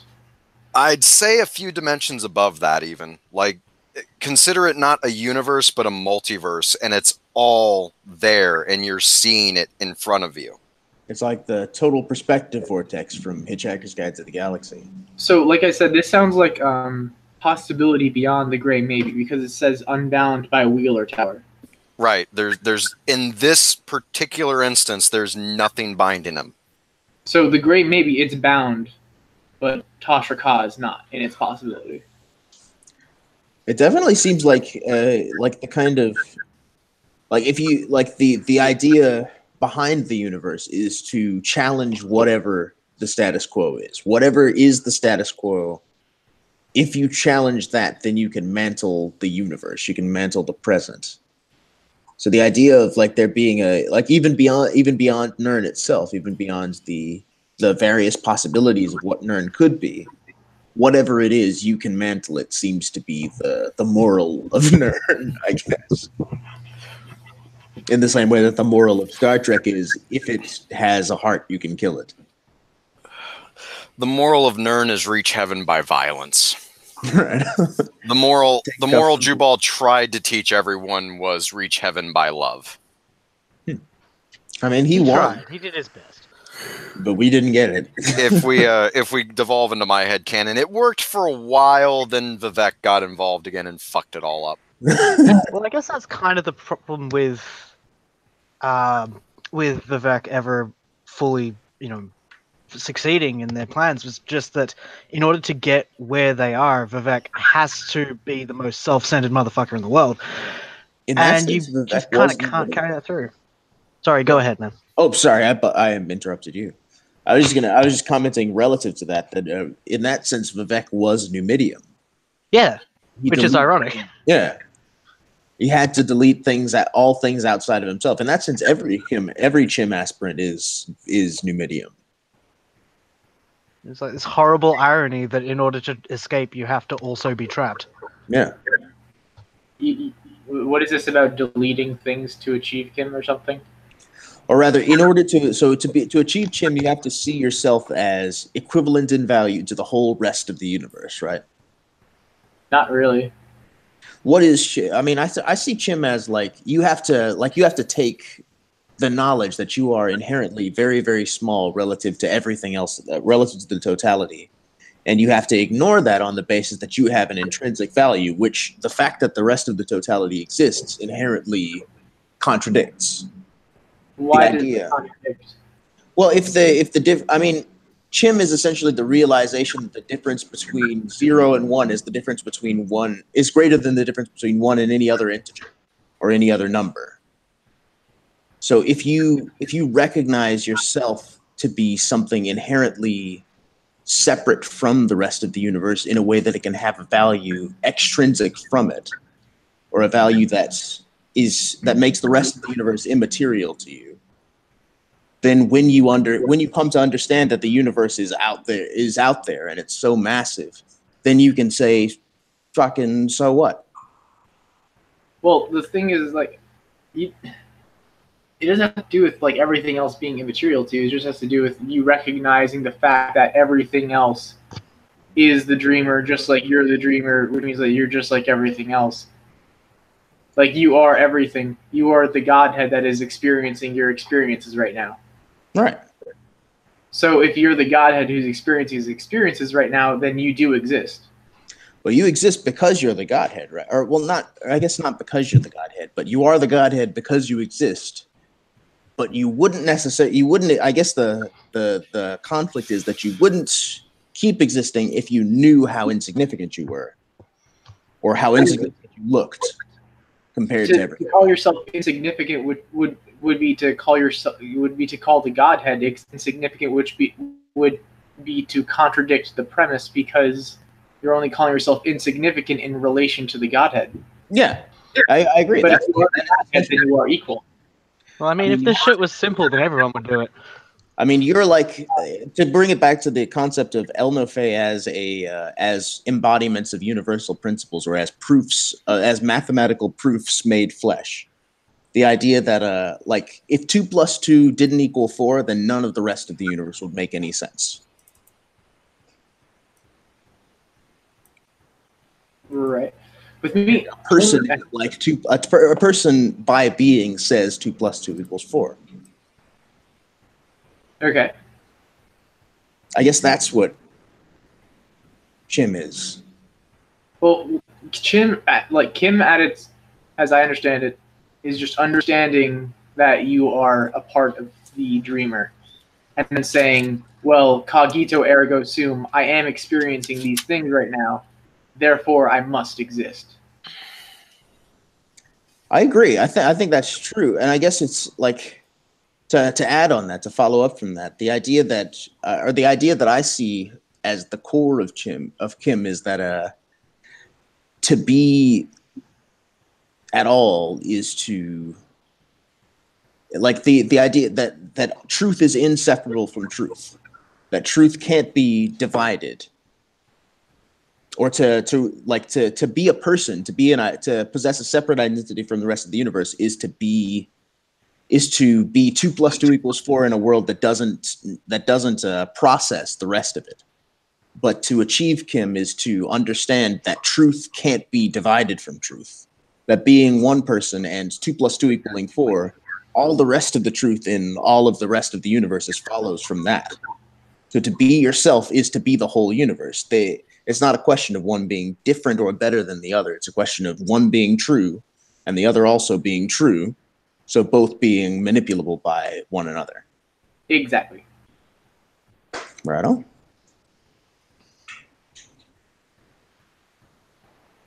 I may have spaced out while I was rereading some of the shit I wrote. I spaced out like I mean like you've seen all these bottles of booze around me. I'm well spaced out.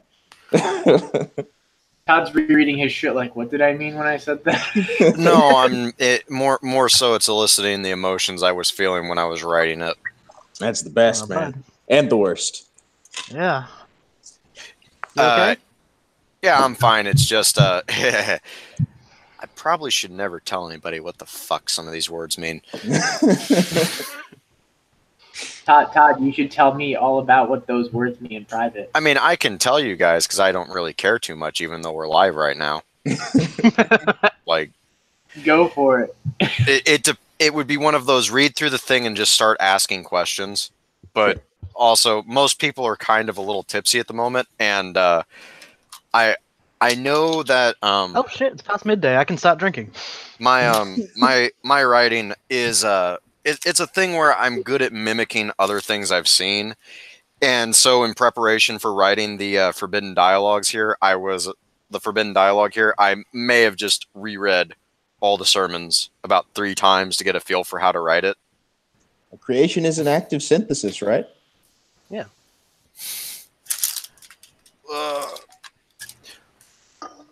I mean, one person once told me it was like reading something out of fucking ancient Eastern fucking alchemy. So Yeah, I think I did something right. That's a good idea. Yeah. I was like, I think I did something right. Where's that thing I did? If the Dwemer did anything right, you certainly did. Or I guess. And I mean, there's more of these that I could show that probably would help explain a few of the concepts. I'll be right back.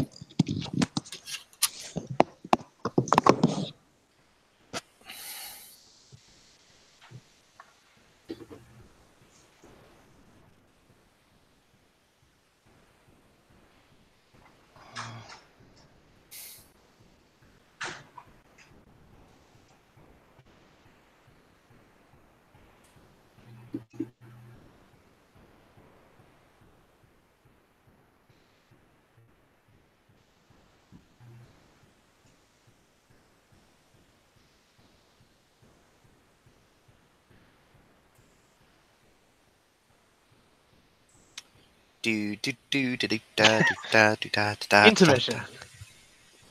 Hold on. I have a thing for that.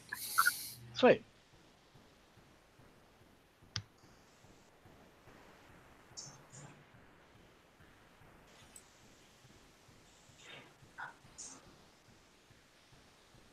There you go. Send the group chat. Just click on that. Nice.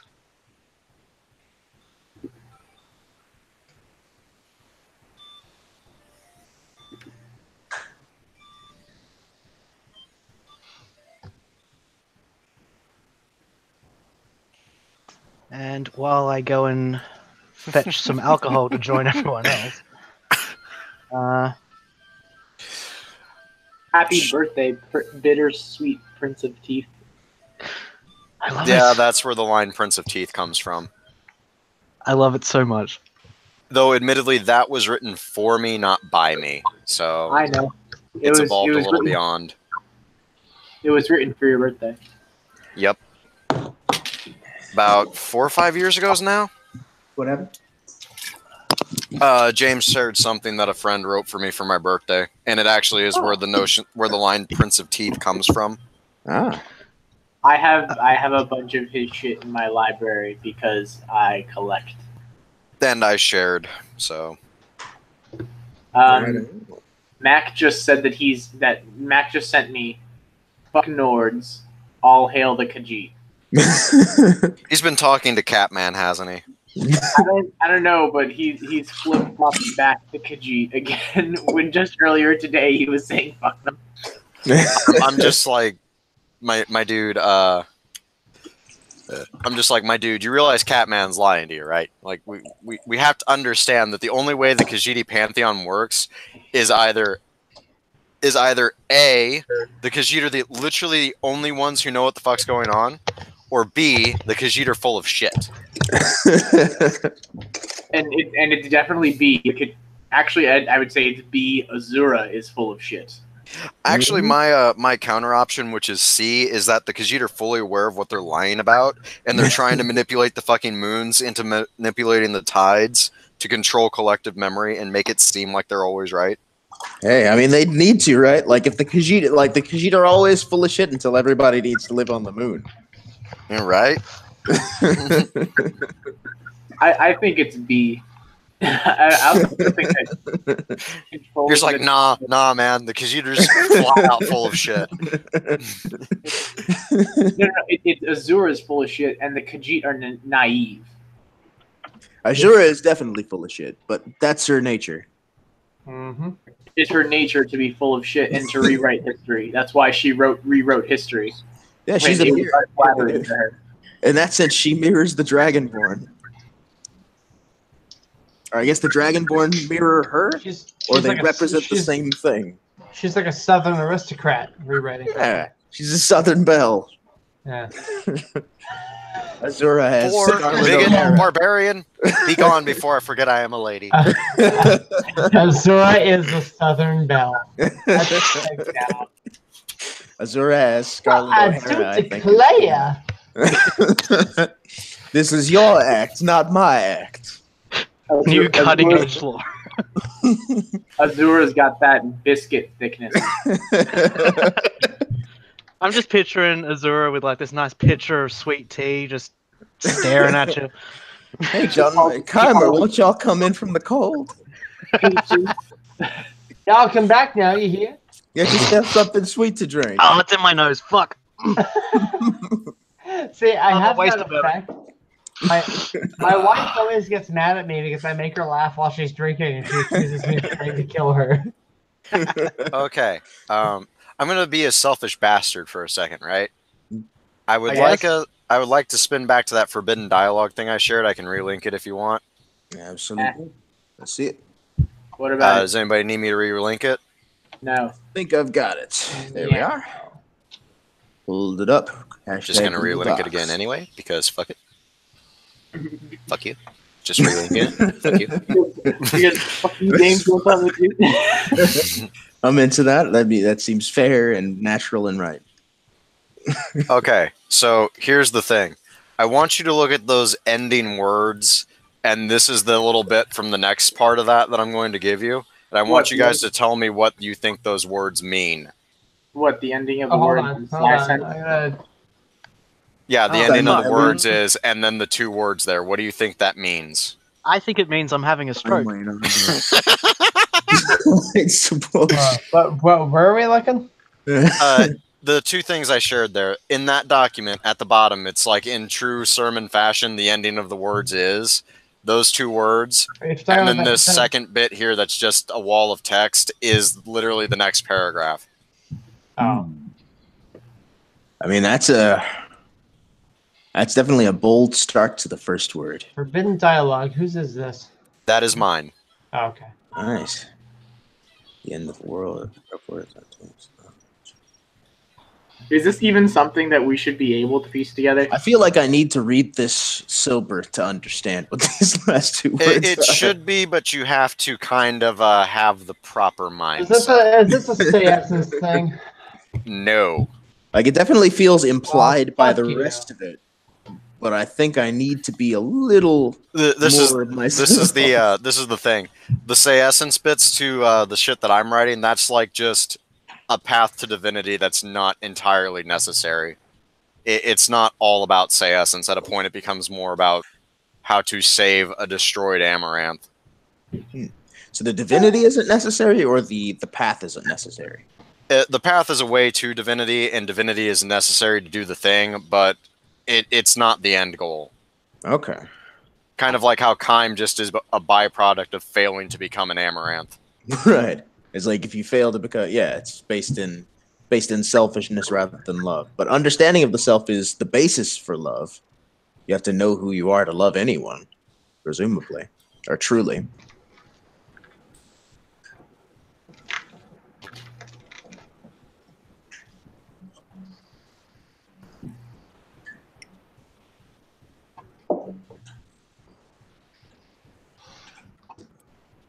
Anybody got a guess? I do not.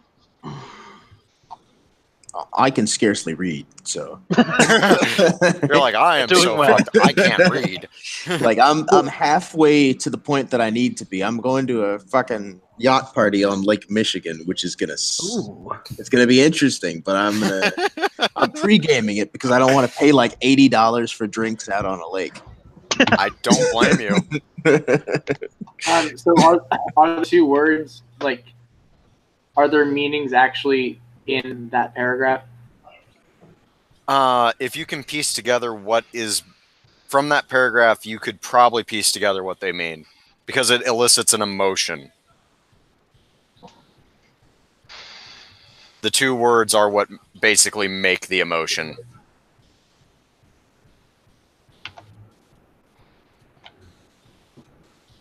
Okay, hold on. I want to try this.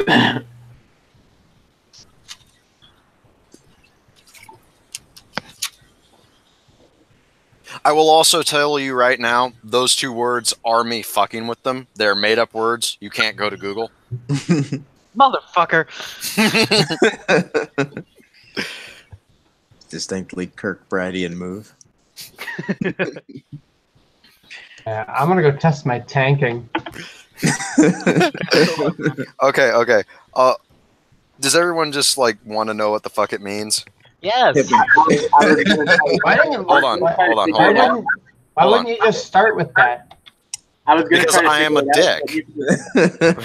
Like I'm a dick. That's why. We submit. But hold on. Tell us what you got. Hold on. Go to Google Translate and just take this and try to translate it to English. It's Japanese. Just, if you want to try and set the translator beforehand. I definitely got Japanese from Zetsuboshi, but I didn't process it. I saw that. Contributing to the Akabiri are Japanese shit. How you gonna make a stereotype out of your people? Unbearable despair. Well, the one thing that can reign in an unbound tomorrow. Yeah. Nice work, man. I love this. I wouldn't call it nice work. I probably shouldn't say that on there. Take the compliments, you dick. Well, now the entire paragraph makes sense. There we go. Damn it, it's just not processing it. I fucking hate Google Translate. Now I think I actually could have figured that out if I managed to read it again. The fact that I can't figure out Google Translate is suggesting to me that I might not have figured it out even sober. But I am in the process. Keeps on fucking giving me Romaji. I don't know how to deal with this. It doesn't mean it's not a good right, you fuck.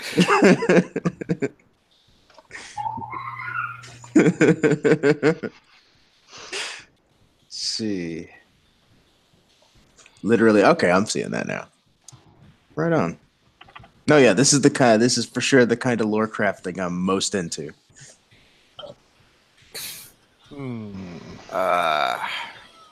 Stupid Discord, stop popping up shit. Here's the unfinished second half of that bit if you guys just want to read later. Or if you don't care. But are we just going into like the read our stuff, Don? I don't know. I'm just bored and no one else proposed something and we sort of segued here and I just like being a dick and going, guess what I mean by this? Motherfucker, I can play this game too. I can play this game, but I am also exceedingly drunk. My thing is that usually when I play this game, I piss people off by guessing what the fuck they mean through the most bullshit and random ways. Like I had a friend who had a character called Inilith, right? Literally Inilith, right? And then later on, he like was explaining that the story had changed and Inilith had been severed into multiple pieces. And then he has this character named Is of Shadows, which when you shorten it is iOS. And I was just like, oh, so this is a fragment of this character. And he's like, motherfucker, I have had no one guess this in 6 months. How did you get it, sis? And I was like, because iOS is a type of operating software. That's what Tesla is, you know? No, and he was just like, what? Huh? How? Fuck you, Todd. Reach heaven through bullshit. That's how we amaranth this reality. Reach heaven through bullshit. Bullshit says suck my dick. The ending of the words is fucking try me. Give it a you what, mate? Todd, what?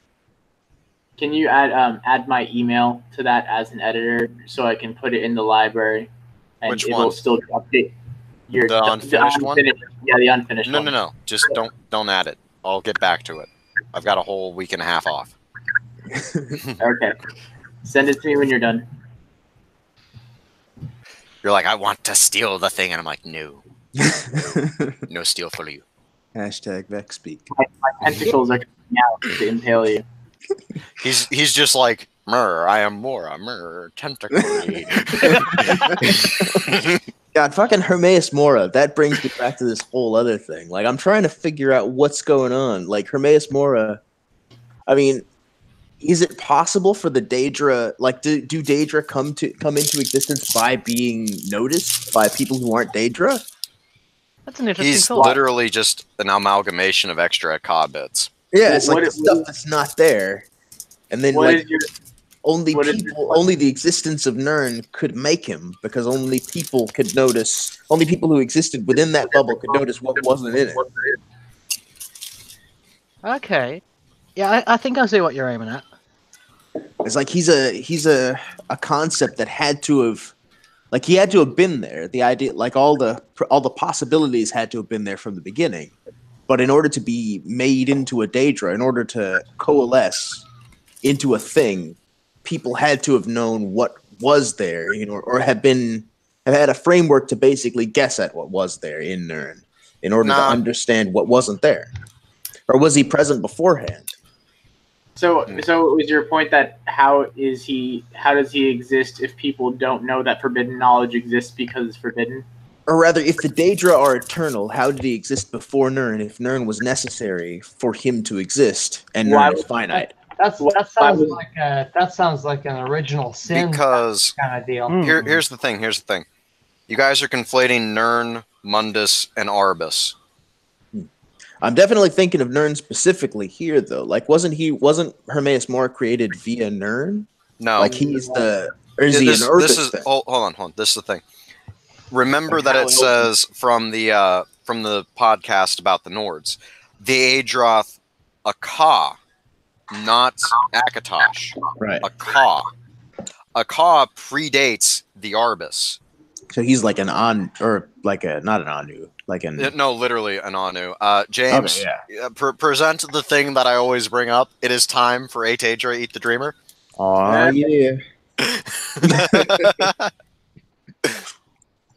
Do it for me, Haskell. The third conversation we have. Dias, you're not allowed to condescend. Shut up and do as you're told. I like how you're jig-lag. I just defeated a world boss with my tank character by myself. Yay! Well done, pal. Yep. I feel like I'm sure everybody else has the Endrick already, but I'm wicked lazy, so I haven't quite got it. No, the Endrick isn't available yet. Like we need one feather. Yeah, like the most you could have is one feather for the Endrick at present. Two. I have two.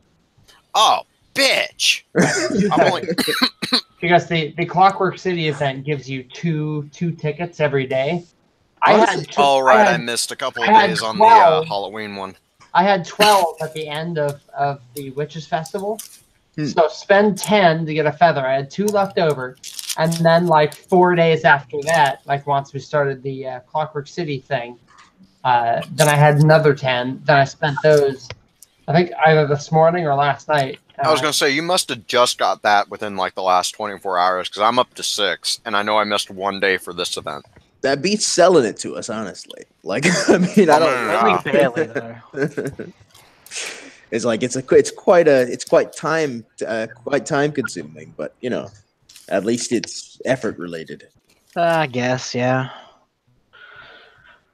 But it's not as fun when everyone has it. That's true. What's the piece that literally refers to Hermaeus Mora as Lost Roots? Ooh. As Lost Roots?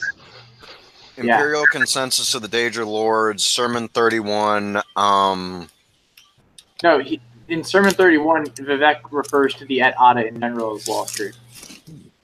Yeah, that's the point. I've heard bits and pieces about him being about Hermaeus Mora as a potential main villain for Elder Scrolls in general. But to the extent that he could be a villain for Elder Scrolls in general, like the fan community could be an Elder Scrolls villain in general. What are you talking about? He's already been the villain of 2 games. Has he? Like, yeah. I mean, I know one was just a DLC.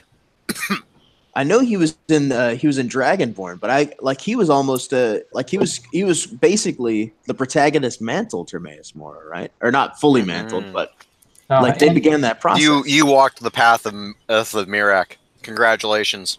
I might have just. I mean, I was like on the Gryffindor Slytherin border, so it's very possible that I just play evil paths as normal. No. Look at it like this. Congratulations, you're now a Charlotte. Enjoy. You're gonna get tentacles up the ass for eternity. Or maybe hey, that's no. I mean, you know, I'm hardly one to judge another person's preferences, but it could very well be that I'm the one who has the tentacles. I'm just amazed that no one caught on to my point of saying Charlotte. Charlotte, yeah, we could go into the Daedra thing for sure. I caught it. I chose not to say anything about it. Well, I assumed you chose not to, and I'm assuming James is just like, oh God, here we go again. Welcome to Daedra Cast. I'm well about that though. Like I mean, there are aspects of Daedra that I don't fully understand. Like that he was a pawn of Mora. Yeah, I mean, I don't understand that. I mean, I like that. I really like that, as a matter of fact, but I never thought of it. Here's a minor point to that. Consider what the ascended sleepers look like. And consider what a seeker looks like. There you go. If if Hermaeus Mora transcends the Daedra in the way that Raymond transcends man, then I really like it. If he's just another Daedra, though, then I have an issue with that. The problem is that he's currently just experiencing hunger pains and trying to pull himself back together. Like in his ideal state, he might be much, much more powerful. Because like in his ideal state, he is once again a Ka. Right. If he's like, yeah, I can see that. I can for sure see the Akatosh can be like that. That puts a lot of things into place. As a matter of fact. No, I'm thinking Sphinx Moth Intercept. Sorry, I'm just pulling links together and throwing them into this thing. No, I feel that. Because this is the old aggregate argument again. I'm already pulling up the actual quotes. The Gardener of Men. I talk to you too much, Todd. You do. The Gardener of Men is the best prince. Which one? Oh, Sheogorath? No. The Gardener of Men. Oh, the Gardener of Men. I thought you said something about madness. No. No. I have my opinions about Hermaeus Mora, or about Sheogorath, and those will be in I got some opinions about Sheogorath. that will be in the next issue of the Telmora. Nice. Let's wait with bated breath. I like Sheogorath as a character. I mean, I like him as a concept, but I feel like, again, like the issue I have with Sheogorath is only a provisional issue. The issue I have with Sheogorath is the same one I have with Hermaeus Mora. How the community views them? Yeah, if he's only a Daedra, like if he's only somebody, that's one thing. But if he's like, if you really take those concepts to their logical conclusion. Hey, we got Catman. Okay, now we can begin the inquiry. Hold on. Michael, do you deny being a cat in a human suit? This one has no idea what you're talking about. I got him. I told you.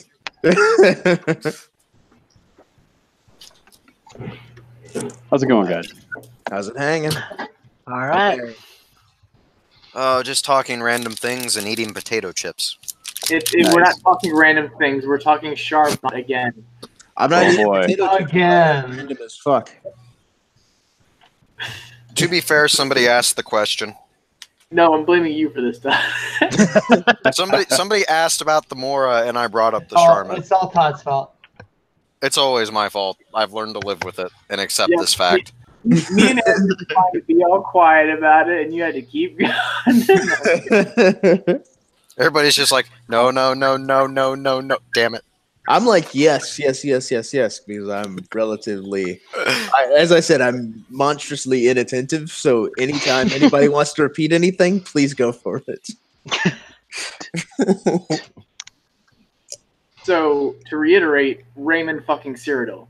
Yeah, I agree. I think that if anything has changed, it's that I'm on board with the Raymond fucking Cyrodiil train. About that now, in a way that I wasn't necessarily before. I thought I saw him as kind of a proto Julius Caesar kind of character. Like an Alexander the Great. Yeah, like your typical sort of. The literal inspiration being Caligula plus Alexander the Great plus a dash of Jesus equals Raymond. You're typical sort of reincarnating history god. Got fucking Caligula mixed in there. Yeah. But I am the great conqueror. Yeah, the fact that he could ejaculate on command is like that makes him pretty special. Again, just read the fireside chats because it's like it was like, well, he was going to be this glorious Alexander the Great character, but then I really wanted to write porn. It's like, what honestly, if he came with a bunch of corpses, though? It's like, but then I really wanted to write porn. And so what happened next was I went, okay, so now he's Caligula. But no, he's not like, tee-hee, I'm Caligula. No, he's still fucking Alexander the Great up in this shit. He's like, he's Caligula if Caligula had skills. He's like, if Caligula had Alexander the Great's skill set, then basically the world would be a hellhole. A hellhole covered in jizz. Admittedly, according to the depictions of the Imperial City and the Imperial Palace at the time, it was allegedly like this non-stop debauched orgy. Unless something actually pissed Raymond off to the point of which he went to the battlefield, like when the Sayasi invaded. Oh man, Elder Scrolls 6. I can see why that. Like he's the kind of guy who just comes on people for being around. Like if somebody invades his it's like a greeting, like dogs sniff asses, Raymond jizzes on you. Like it's just. That's just how it goes sometimes. Honestly, if you were looking to invade the Empire and you just go up to this guy and he immediately comes in your eye, are you really going to continue with what you were going to do? I'm just going to go. Hold on. We're all understating this. This is how it happened. He walks up to Pale Pass, and the Sayasi just think it's snowing. That's not snow. It's whales. It's actual cocaine. No. The snow whales have been shouted out of the sky, and it's just Raymond. Raymond standing on top of a mountain, just jizzing into the wind. In a hot minute. That's why. It's just Rayman. No, yeah, I feel that for sure. Okay, but Michael's here. Michael, what would you like to contribute to the conversation that does not involve anything that makes you horribly uncomfortable, as all such conversations about Raymond tend to do when I'm around? If you can come into the conversation, though, I'll be appreciative of that. This is Michael. He is too pure for this world, nor such things, for he is a cat, as all now know. I think we all understand that basically our cats do come, although none of us really like to think about it. You ever seen that thing that unneutered cats do, where they like spray some kind of musky shit out of their like balls or something? Aren't you glad you showed up, Michael? This is exactly the moment to pop in. This is the prime Lorechat. Speaking of cats, my dog is pretty antsy right now. You're a sweet girl. Come on. Hey, puppy. Michael, your natural nemesis has appeared. Challenge it for supremacy. This is a 50-pound greyhound. Oh, wow. Her name is Vila. Hey, Vila.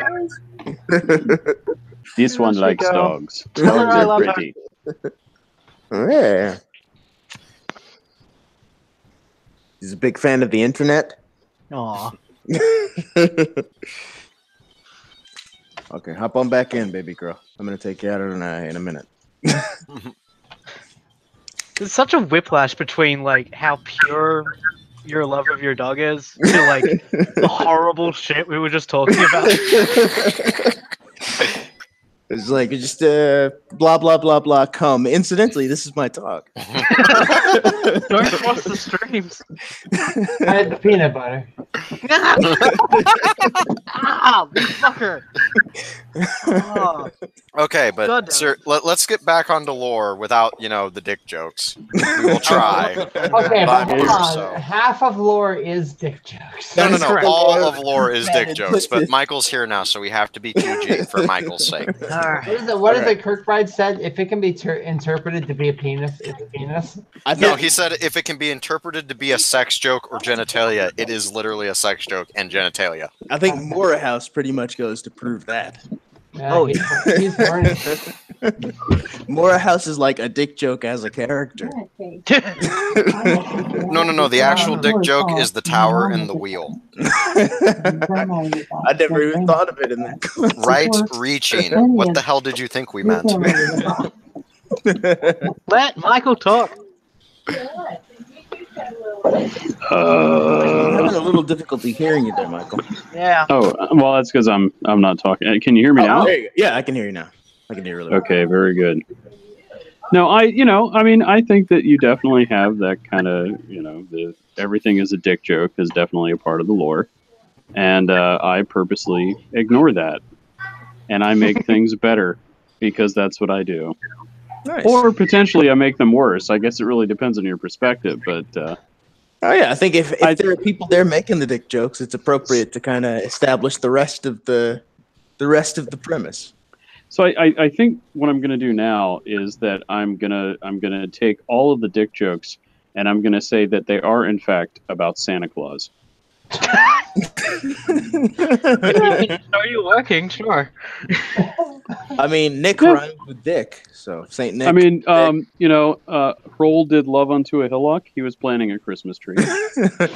Very much the Saint Nick of the Elder Scrolls universe. I mean, he was the patron of orphans and whores. What is Raymond? At the very least, if What not is an Raymond? orphan. What is Raymond but Santa Claus come again? He That's has true. presents And for again man, and again and again. but the elves say, the "I elves am are on the mom." the elves are on the naughty list, and so they don't get any presents. I mean, it's all Santa Claus, bro. Santa That's why Claus some orders are so his upset patamanic beings. I'm gonna order a pizza. That actually sounds good. I might order a pizza. Actually, Uber Eats, I think, sounds a little better. Uber Eats is a good idea. I might get some. I don't know if I Indian get that out here, but I do kind of want pizza now. I'm all about Indian food at the moment. Hey man, Indian food is rocking. Yes, I just take a masala time for sure. I mean, I could walk around the corner to the burger joint and get a burger, I guess. I'm pretty sure like Mariano's is still open, so I could go and get some. Yeah, I could. Okay, so what we're saying is like everybody's gonna take a 5-minute break, aside from me. Well, I'm gonna go take a whiz, and then I'll be back. Head to the Whiz Palace. Sit on the marble throne. Well, I'll be back in about a minute. A canonical 1-minute break. It's very much a dragon break, but for 1 minute, where everybody goes take a piss. So it's consistent. Waddell's has Uber Eats now. Nice.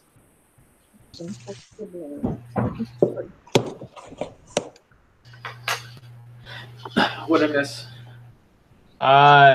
We're taking a break, I guess. I mean, in the video, this is like the slow point, I guess. So skip ahead like 5 minutes, and maybe we'll get back to the lore. We'll see.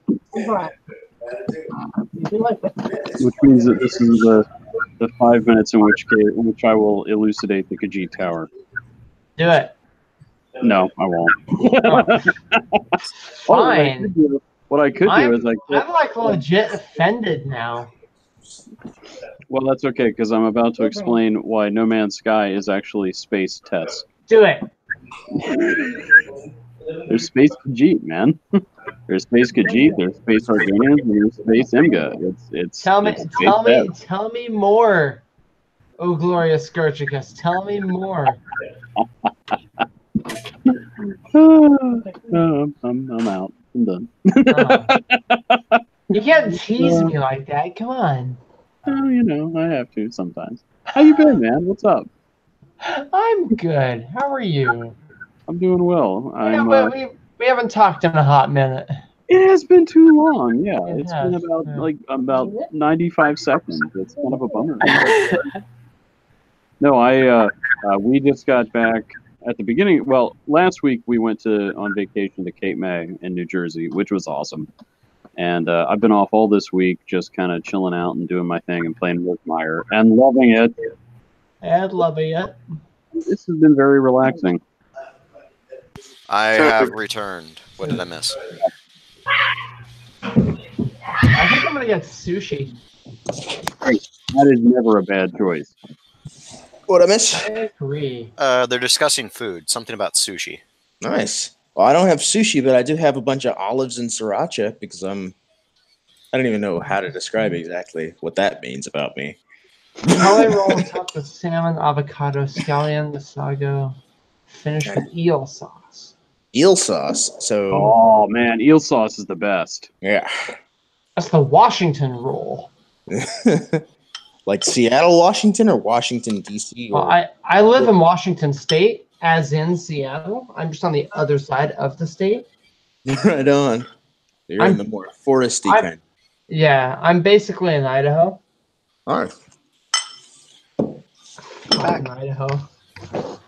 We don't like Idaho. Well, I'm in Illinois, so it's cold. Potatoes. You're also in Illinois, dude?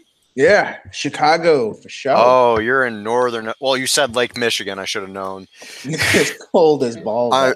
I'm like way down on the other ass end of the state, like an hour away from St. Louis. Nice. We for sure. Like I'm gonna. We should for sure get together at some stage.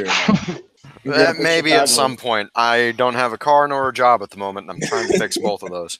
Well, if Amtrak gets any better at any stage during the next couple of years, you come up. I'll buy you a drink. Wait. Where did my Haskell go?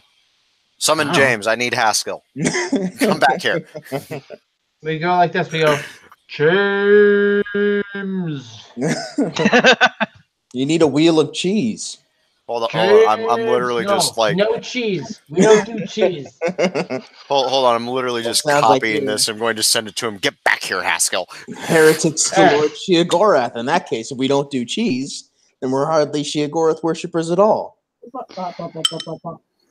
I didn't have the thing up. Who was talking about cheese? I mentioned cheese initially. The Barry? Okay. Barry. I got a thing for you. Nice. I'm gonna give you a sneak peek of the next editorial piece on Sheogorath and cheese. Yeah. On Terry and the Daedric. It's called Scratch That Cheese for No One. That is. I read that. It was beautiful. That is eerily prescient. It's my take on Sheogorath and why he's horrifying. That feels like the Kirkbridean interpretation. Oh, absolutely. Kirkbride's just as disappointed with Sheogorath as I am. Yeah, he hates Sheogorath as a Scottish kind of, yeah. And not to say Wes Johnson did a bad job. He did a great job as a VA. Wes Johnson is great, and we love that man to death. Yes. But the fact that Sheogorath has turned into a meme, that offends me. I mean, it seems like the implication was that he's one of the Daedric remnants of Lorcan's mind. Oh yeah, he's the stiffest shaped hole in the world. Like he and Lorcan are intricately linked. As Ariel used his bow to shoot Lorcan's heart across Tamriel, it cackled the entire way maddeningly. That was the birth of insanity. That's Sheogorath right there. Yeah, that makes sense. Because it has to all go somewhere. Oh, his body in the moons, his mind has to exist at some stage in some places. And so this piece that I wrote, I take that kind of thing, plus real world mental issues, and because I'm an educator, I'm a teacher, and so I have to deal with students who have mental disabilities or behavioral disabilities, and that's just a part of the job, right? And so if we look at these mental issues and we laugh at them, what does it say about us? Right. Yes. And that's called being a heartless sumbitch. And that's the whole point of the paper. Like you get to the very last paragraph, that's where it's like it's a 1-2 punch, and I'm really pleased with how this article ended. It came out so good, I gotta admit. Thank you, Dan. I appreciate that. Just make sure this is well saved. I have a lot of reading to do here in a minute. Yeah. Oh, yeah. There's a lot of links today. Well, give me a lot of stuff to talk about with potential dates at this party. Hell yeah. Lore honestly is mostly reading. I believe that. I mean, that's religion, essentially. You're not wrong. It's mostly reading. I will testify. Michael, have you seen my factotum character, right? Yeah. Oh yeah. Yeah. Pal. Okay. Yeah. Now Pal? at this slight interlude. 1000. At this slight interlude, Haskell has returned to us. Now, Dias, I swear to fucking God, if you give me any more lip. Todd, summon Haskell. Me up here. You don't want my lip now? There a like setting on Google Hangouts. guess that's the closest you get to a like on Google Hangouts. It's these emojis, but I can't bring myself to do it. So I'll just have it be understood that I liked the fact that you returned Tyson this. I posted my analysis of the Mad God. Who's that laughing back there? I think I was laughing a minute ago. I'm not laughing anymore, but my soul is probably like the myth echoes of my laugh are probably still there. I did just laugh a second ago though, but I'm no longer laughing. So if there's laughing, it wasn't me. I posted my analysis of the Mad God. Is anybody? Oh, sorry. Is anyone else? I was just curious as to whether anybody else played ESO on PS4 because they were masochists. Hello, his name is Michael Ziegler, also known as Moon Sugar Leader. Okay. Well, I personally hate myself, so I play ESO on PS4. Anybody else is also in that condition. Something I just thought about, totally not related to ESO on PS4 at all. I need someone to give me feedback on the last issue because not enough people respond to articles or anything from the Telemora, and so if I don't have responses, I don't have a correspondence section. I will change that for you. That would be great. That would be great. I am also wicked drunk, so I probably won't do it in the next 8 hours, but I will also do it at some stage. I don't know. Drunk correspondence would be a great special. Drunk correspondence would be a good special. I'll have to invent a character for drunk. that. I started watching Drunk. Some of that popcorn. Yeah, Drunk History. Yeah, that show's great. I love the Lord Byron episode. It's very Riemann-esque. It's it's pretty awesome. I'm quite enjoying it. Only in the sense that, like, incest. Oh, Lord Byron. He's such a fun guy. Yeah, he's a mushroom. It really depends. Like, your opinion of Lord Byron depends pretty strictly on your opinion of incest. Yeah. Oh, I happen to be a Lannister, so. Yeah, if you're a fan of the Lannisters, it's easy enough to like. Jamie's a pretty sympathetic character at this stage. It's just a question of whether incest is an unforgivable sin. Lord Byron definitely boned his sister, but he also invented Western culture. Like, you kind of have to take your money and takes your choice. Pays your money, takes your choice. That's what they say.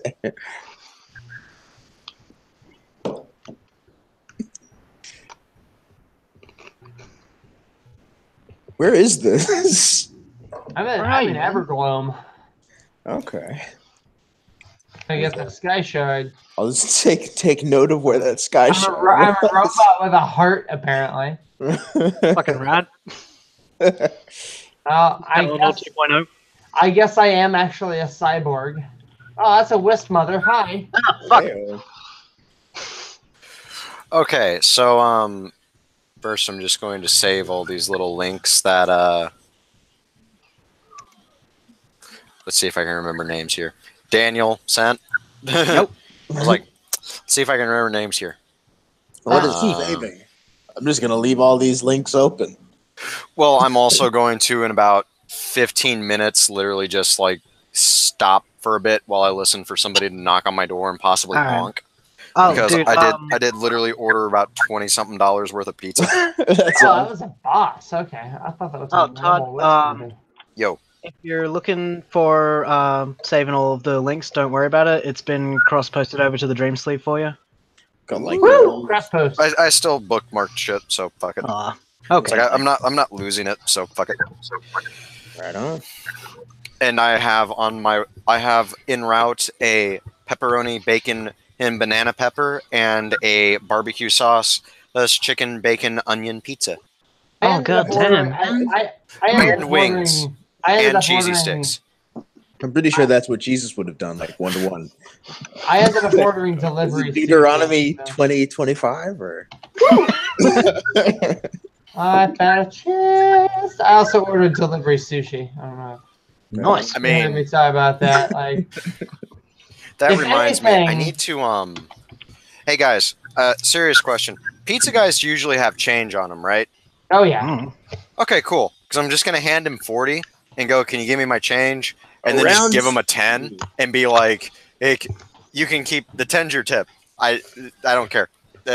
Like in Chicago, like it used to never be a problem, but in Chicago, people make a big stink about it. About what, tipping? Yeah, or rather about having change. Well, like my thing is just like I kind of don't have much at the moment because I'm waiting on some like others. Like I'm waiting on my last check for my old job and I'm waiting to start my new job. So I'm trying to make this last. So I really shouldn't do this, but this is also like 2 days worth of food for me. I mean, Assuming like, I remember to eat. if you get into an argument, it'll be like it's just going to be your standard practice argument where basically they can't do anything about it legally, but you know you'll have fun, kind of being guilty. I mean, my thing is just literally, dude, I just want like the $3 so I can go buy soda. No, dude, I feel that entirely. It's like that's my entire argument is like, dude, if you just give me $3, we're good. It's literally I'm asking you for the 10 so that way you can like go, this was my tip. And no one's gonna yell at you. Yeah. I think that'd be basically because like way back when like my dad passed years ago and I got his life insurance money years ago, there was a time that I ordered pizza, right? And it was like $25 and I was like being a real dick about getting all my change. And then once the guy finally handed me all my change, he had like this just really pissed off look on his face. And I just, without doing it, because I put it all in my wallet and I was acting like I wasn't going to give him a tip. And then I just handed him a 50 and went, and thank you for coming out here in the middle of the storm. oh yeah, sure. Yeah, like thank you for that. And by the way, hey, thanks for getting here fast. And he was just looking at me like, the fuck is this? And I just went, that's your tip. Yeah, in Illinois, that's a perfectly reasonable gesture. Like I'm from Louisiana, where we don't have winter. Well, I mean, it wasn't even a winter storm. This is like just the middle of summer and storming and shit. And I was just like, I want pizza, but I don't want to walk. And I know pizza guys have it shitty. And Washington State is winter. Like it was like my dad always like one of the things he always did was he would always try and trick the pizza people into using the same coupon that he had for like 15 years. And for the longest, for like 5 years, he just had the same delivery guy who just like brushed it off and pretended that he always had a new coupon because what it was my dad would just hand him like $10-20, and this was back in the 90s. That was just his tip was a $10-20 bill. It turned out that like later on he'd become the GM of the place and was just running it for years. And like when my dad got sick one year, when my dad got the cancer, right? My dad wanted to show a little appreciation, order pizza for everybody, you know, just on the floor with him. And this dude like just went, wait, what did you say his name was? And it all clicked and he went, no, this one's on me. That's pretty groovy. Because my dad was like, what the fuck? And like literally the dude just comes up and goes, I'm sorry to hear this happened to you. I don't expect you to remember me. Dude, I was your delivery boy back in the 90s. No, I feel like that's an appropriate, like solid, like that's a solid tip moment. Yeah, it's just like I'd throw down on a tip for somebody who remembered me over the course of a couple of years. Like it was just like there's no reason to, you know, not tip the delivery guy good unless the delivery guy's being an absolute dick. Yeah, if it's hard times, then maybe like, you know, tip them something just to show. Yeah, it's like just what is the minimum? Like 10-20% is what is considered the quote minimum. It used to be 15. Courteous. I was raised with always look at the tax and then double it. It's like 15% is like the standard, 10% is like the minimum for courtesy, 20% is like what you do if you're okay. And then there's the Todd tip, which is just, let's see here, I've got like a 20 I don't need, here you go. Yeah. But you ordered a $10 pizza, but you're the delivery guy, and I don't want my pizza spit on, and I want my pizza fast. Yeah, so it's like remember this the next time you come. Next time, don't spit on my pizza. And it's like, and then the next time I order, not to take a shit on my pizza. And it's like, and the next time I order pizza, the dude's there and like, 5 minutes. That's like, pretty somehow good. the pizza's just done in 5 minutes, and he's just like, "Hi, man." No, yeah, I feel that. Oh God, there was one time I remember this. It was one of the delivery guys, right? And this was in the 2000s with my dad again, right? Like, dude, this guy was like, "Well, you're the last delivery for the night," and we just like sat down talking to him, like watching Star Wars and playing fucking Dragon Ball Z Budokai and shit. That's the best. Dragon Ball Z Budokai 2 was like my favorite game for a hot minute. It was too, because it was just when number 2 had came out. Yeah, Yeah, it was fucking great, man. it was amazing. Budokai 2 was weird. It's this whole That was campaign system. Yeah, it's like you're on a map and you're like a Oh yeah, the story mode for it was weird. It was I kind of super liked weird. it, but it was weird. I will admit that. I was prepared to accept Budokai- pretty much anything though, because like anything that I was basically my two big anime fascinations were Gundam. Guys, and I'm gonna go for a minute. I kept the Pizza Hut thing open, and it says the pizza's on its way. So Nice. I'm gonna just like go and wait in my living room. Oh, Please we should- continue. I'll be back in 10-15 probably. Keep your destiny. But yeah, like I was a big Gundam fan as a kid and a big Dragon Ball Z fan. And I got way more like satisfaction from being a Dragon Ball Z fan than as a Gundam fan. Because there was no good Gundam game until I was 23. And even then it was a Japanese import. What was it? Gundam Battle Assault. I just want my Naruto games to be backwards compatible. Naruto games were always pretty solid. They were always like but then they were like they resembled in a lot of ways the MMA games, like the. I wish they did. I wish they had a fighting system more like Dragon Ball Z Budokai, where you actually have to do the inputs to do the special move. Mm-hmm. Because the way that they did it, you only get like 2 special moves and then an ultimate, and that's it. That's bonkers. Yeah. That is bonkers. I don't know what you guys are talking about. Oh yeah, I'm feeling that. We're talking about Dragon Ball Z Budokai. Well, I heard that, but having never played the game. It's like it plays. The closest thing I would describe it to is like it's like MMA games with anime graphics, or boxing games with anime graphics. Like basically, that sounds an awful lot like sports. It's a lot like sports. It's very like sports. I think that's a fair comparison. that's the thing that I don't jive with is sports. Sports I could play if they had anime graphics. If I lived in a world that was anime, I'd play sports all the time. If I thought sports were important, then I would pay attention. But no, I feel that. Like I just never learned. I didn't learn the rules early enough. Is the thing. Oh no, I know the rules. I pretend like I don't because it amuses me to make people think I'm stupid. I basically know how it works, but like I didn't learn the rules early enough to internalize them. Like I see like games like football. That's something like. It's as good at it approximates like Mandarin for me. It's like that's what somebody speaks if they don't want me to understand them. Which is fine because it's cool if people don't want me to understand what they're saying.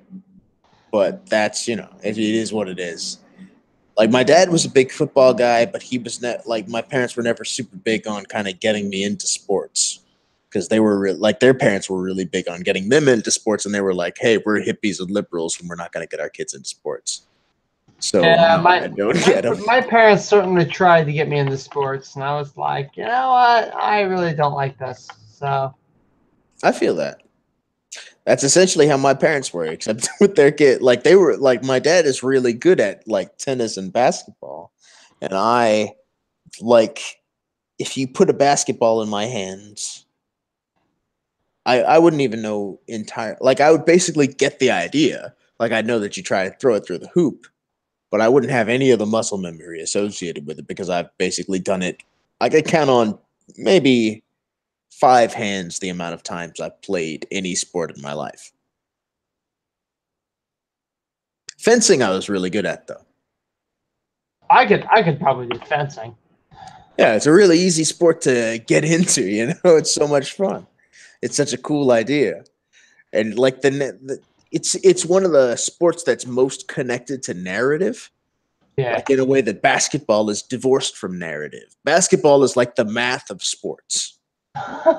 It's like it's so the math of sports. yeah, it's fundamentally divorced from narrative. It's like if you know the geometry of what basketball is, then you know how it happens. You don't have to think about anything in particular. You don't have to think about anybody's character. You just have to put the ball through the hoop. And if you know what the like, if you know the math of the situation, or if you have an intuitive grasp of it, or if you have a muscle memory associated with it, you can basically do it. Which is why people who don't attach themselves to narratives that are divorced from narrative are bad at basketball. That's probably true of pool too. Yeah. Pool, I mean, I suck at pretty much anything associated with geometry. Sorry, my dog. Hey, baby girl. I'm not good at geometry, but I'm reasonably good at pool. But I haven't played in years. Sorrowfully. I need to learn how to play pool better because, like, I have a lot of friends who play it, and I feel like if I really dedicated myself to it, I feel like I could acquire, like, in some sense, the core competencies associated with it.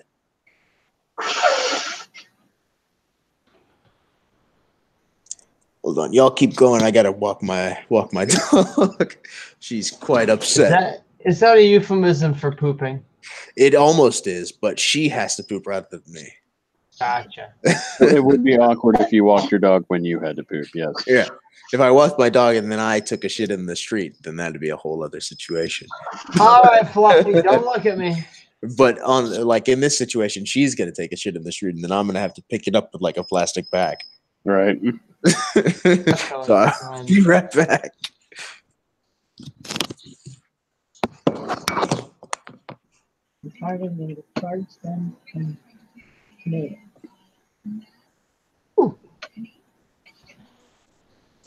I always try to pick up crafting stuff.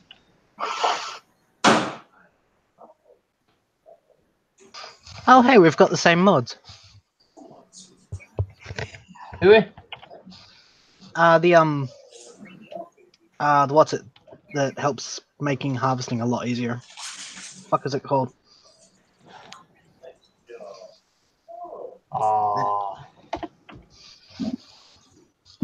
Harvest map? Yeah. Harvest map, oh yeah. That's a staple. Can't do anything without harvest map. Oh, you PC players. You have to go and make it easy for yourselves. Yeah. Yeah. How do any of you survive Dark Souls? I didn't. I suck. Exactly. No, I'm playing. I only survived it because I never played it. Yeah, well, there you go. No. I should have waited until Todd got back to say that, because then he and I'll start talking about Dark Souls. I actually own Prepare to Die Edition. Nice. But I've never been able to play it because I hear that playing that with a keyboard is just awful. And the game will not recognize my Xbox One controller. So I just don't play it. Yeah, I don't have that problem with the PS4. And it looks like Russell, driving an Acura Integra, is on his way with my food. Thank you, Russell of the Integra. Of the Integra clan. Console Master Race.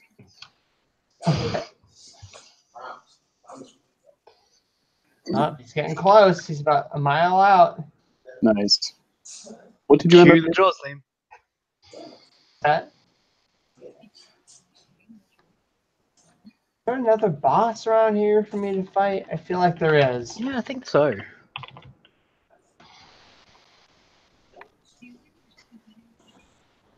Is this in Crowswood? Yeah. Oh, hey, look. Iron ore here. I'm going to take it. There's a thing that comes out of here somewhere. Yeah, that's what I thought. I think you have to, like, kill a number of the wraiths around it, maybe? Well, it's been a while since I did this one. I'm on my tank character, so you can I take can a tell. beating. Fuck. And I need to respec badly. I just kind of lay on the dots and then I call it good. Come here, you.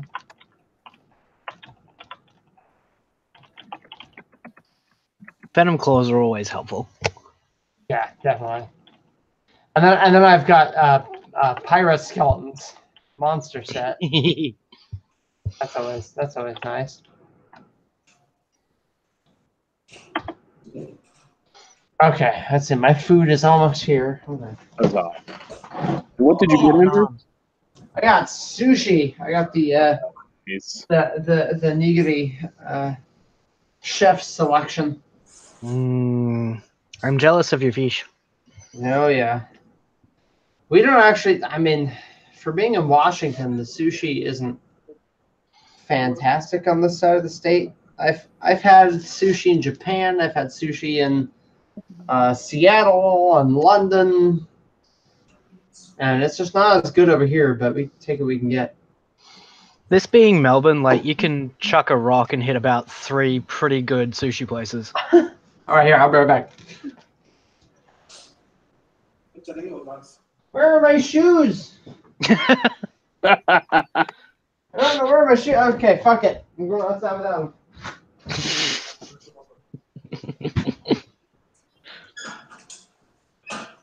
And then there were only cats. That's right.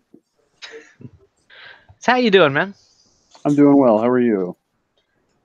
Keeping on. Good. Mostly doing a lot of woodworking and screaming. Hey, I mean, you know.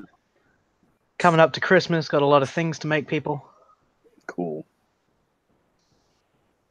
You got all your shopping done in that? Not even close. But we did. Yeah, we did get some presents tonight, so we're getting that. We're further ahead than we were last year at this time. Oh, lovely.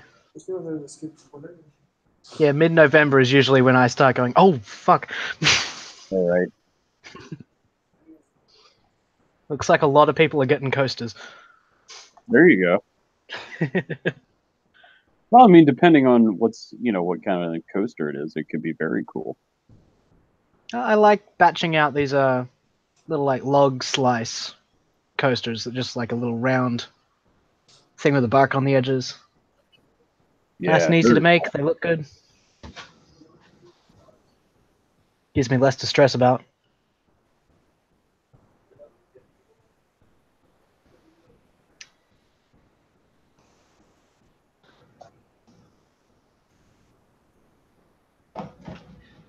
Oh, crashing somewhere.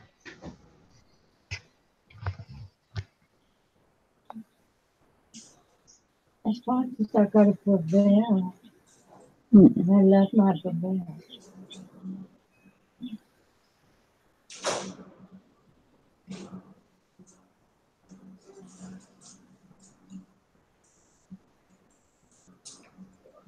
Hey, Pupper.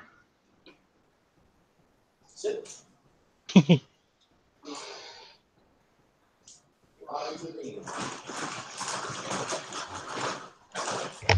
I love that this got left on live while just no one's here. Puppy! Sit. Sit. Sit. Sit. I'm doing it! Where's my biscuit? Sit.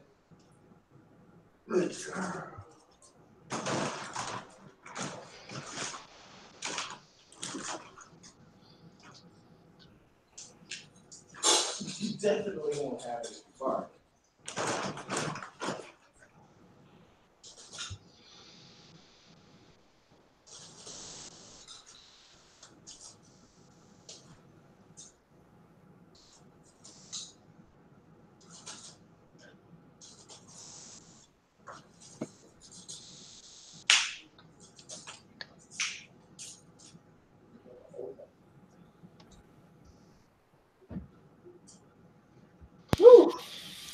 Hey, there we go.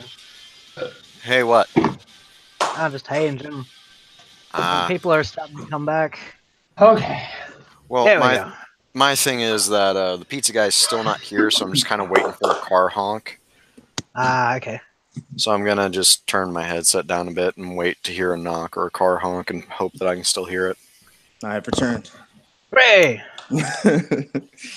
Just had to take my dog out for a walk, but she's back. She's doing well. She is a little upset about the fact that I didn't let her have her whole dinner, but she did bark before she was done eating. That is to say, she barked aggressively, which is not a behavior I intend to encourage. Hmm? Food aggression, not great. Indeed. But she has Orders out for delivery. Okay, now I actually do need to go mute myself and wait by the door because I apparently misunderstood some of this shit. When this goes up onto YouTube, this is going to be like the weirdest video. Well, okay. Short version. I apparently misunderstood that on the website for the Pizza Hut, order is out for delivery is just translation for order received. We're cooking it and getting ready to send it to you. And in my stupidity, I forgot that my computer is still set for EST time, and everything else is set for, Midwest time, Central Standard. Oh, shit, yeah. So I started freaking the hell out, thinking I missed him. I've probably just been sitting here, like, anxiously waiting for 10 minutes, not knowing that my pizza actually wasn't supposed to be here for another 20. Oh, man, this looks delicious. So yeah, I'm gonna go. I should be back within like 5 minutes this time, hopefully. Right on. I might make myself a breakfast burrito before I go. Beauty. But I'll be here for another hot minute, like another hour-ish. Oh, yeah. Yes, indeed. That's what I'm talking about. The show. So what kind of sushi do you have, Andrew? Let's see. 2 pieces of shrimp nigiri. Nice. I've got what looks like ahi tuna. I've got 2 pieces of red snapper, and then some kind of roll here.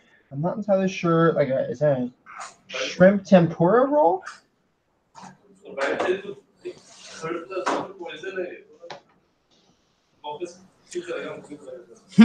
So it's like a I mean, part of me wonders how that's sushi. I guess if it's in rice in a roll, like, Yeah, I mean, basically counts. Yeah, it's a roll. Yeah, I guess the roll is what's important. Yeah. Otherwise, it's really good. It sounds like it. I mean, I expect it would be. Yeah. Yeah. I mean, I'm a sucker for sushi. Anytime. I know. Same. At Jack's Brewery in New Orleans, they have this like deep fried crawfish roll, which, I mean, fuck. At that stage, it's definitely not sushi. Surely, but like it's covered, like it's the roll and it's covered in batter. Let's see, let's see if we can. Give me that. Fuck. It's like smushed rice on the bottom too. I think that's funny. Yeah.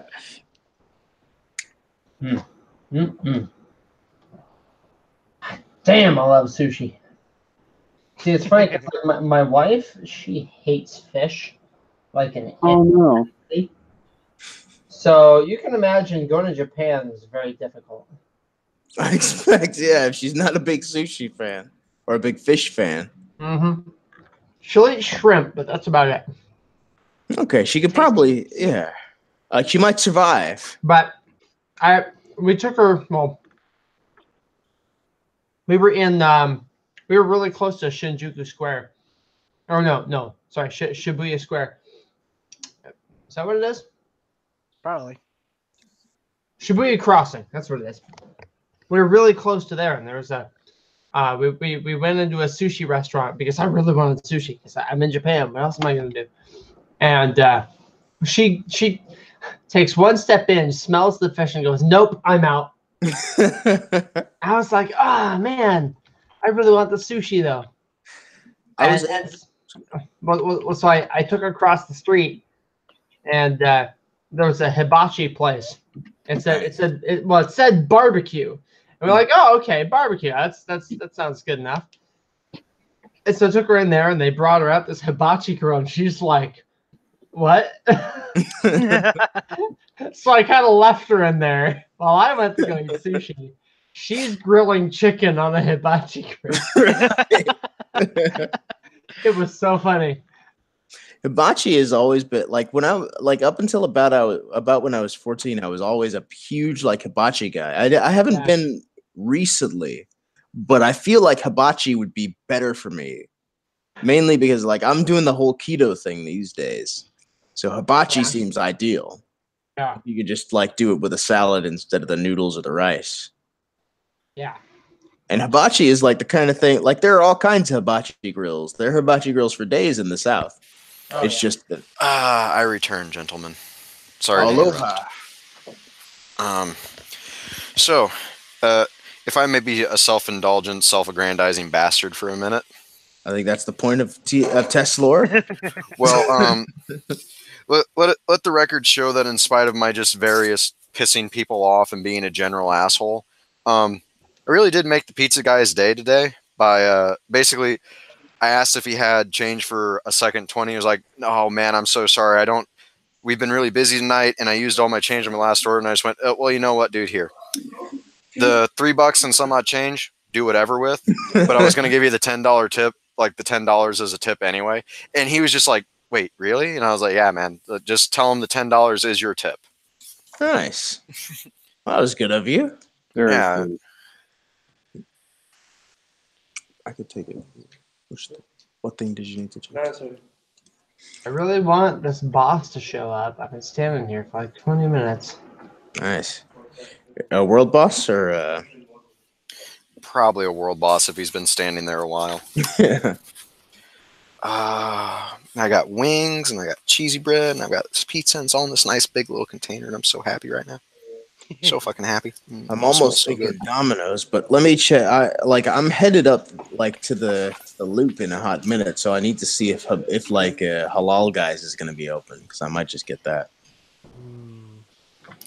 Halal Guys? It's like a New York street food place made into like a brick and mortar restaurant. Oh, hey, you might be able to help me for a second. Halal snack packs, do they exist outside of Australia?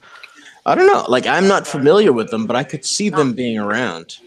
They're like a small box that's got like a layer of just potato like chips, and then on top is just every meat they have, and then on top of that like garlic and chili sauces. It's like $4.50. It's a horrible mess, but it's the most delicious thing you'll ever have at 2 a.m. Huh. I think there are things like it. Like the closest thing I think we get to it is poutine, but that's a Canadian thing more than not quite. Oh, here we go. Yeah, it's not quite halal. I mean, I think it is halal, but it's incidentally halal rather than intentionally halal. Then by design. If any of y'all make it down to Melbourne, I'll buy you some of this horrible deliciousness. Right on. I've been meaning to make it down to Australia for a hot minute, man. Like I want to do get it before down it catches on fire. I want to go. California is already doing that. I want to go Yeah, black sure. opal hunting. Like go. Oh, dude, yeah. Yeah, I like can up actually in, show you where some of that is. I dug right up a on. bunch of them in my yard. Like I have a lot of friends who've gone fossicking, and I'm a big fan of opals. So I feel like it's in my future at some stage. I've got like this little jar of them on my mantelpiece that have just like, oh look, here's another one. That's Dump awesome. it in this mayo jar. Oh, is that what you post about? Is I've seen those. Yeah, when I was moving, this is sort of cheating. The last house I was in, the guy before me, the guy who built the house, was a gem collector. Nice. And so he'd done all the legwork for me and then, sadly died. And we had not long to move out. So I'm just like, I'm taking everything that I can dig up, which was most of the yard. So now I've got an alarming amount of like jasper and black opal and a quartz chunk the size of a baby. I wouldn't feel too bad about it. Like that's how I best approximate high fashion, by like going onto eBay and finding somebody who's died in my size and just buying all of their stuff. Man, I live in secondhand stores. I feel you. Oh yeah, it's just so much more efficient. than like Yeah. getting it made for you. Yeah, like reduce, reuse, recycle. Am I right? Yeah, That's the exactly. one.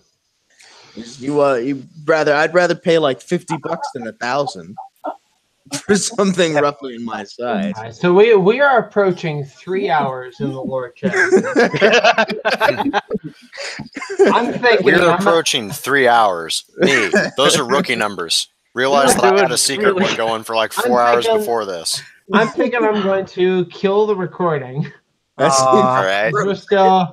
We've kind of veered off of just a tiny bit. We're only like 17 degrees removed from Elder Scrolls as I sit here and eat pizza.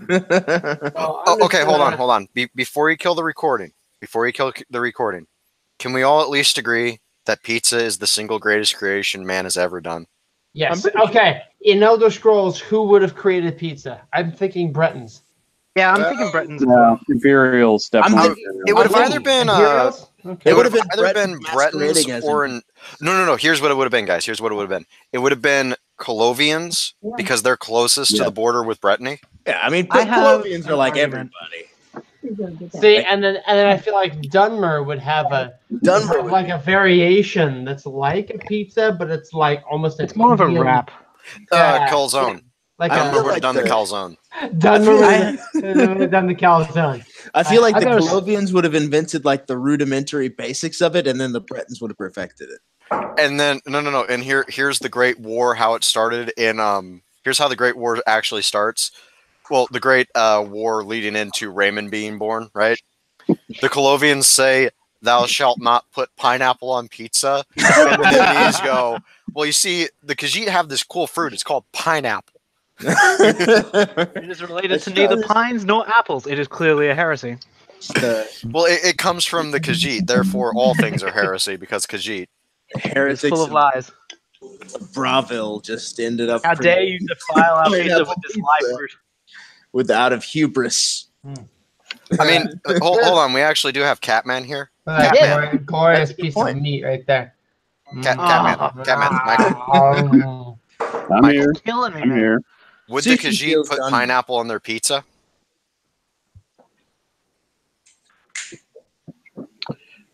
So I want to point out that pineapples grow in Hawaii, which is volcanic, which means that there are pineapples in Morrowind. Yay! Dunmer called it. Yeah. Oh yeah.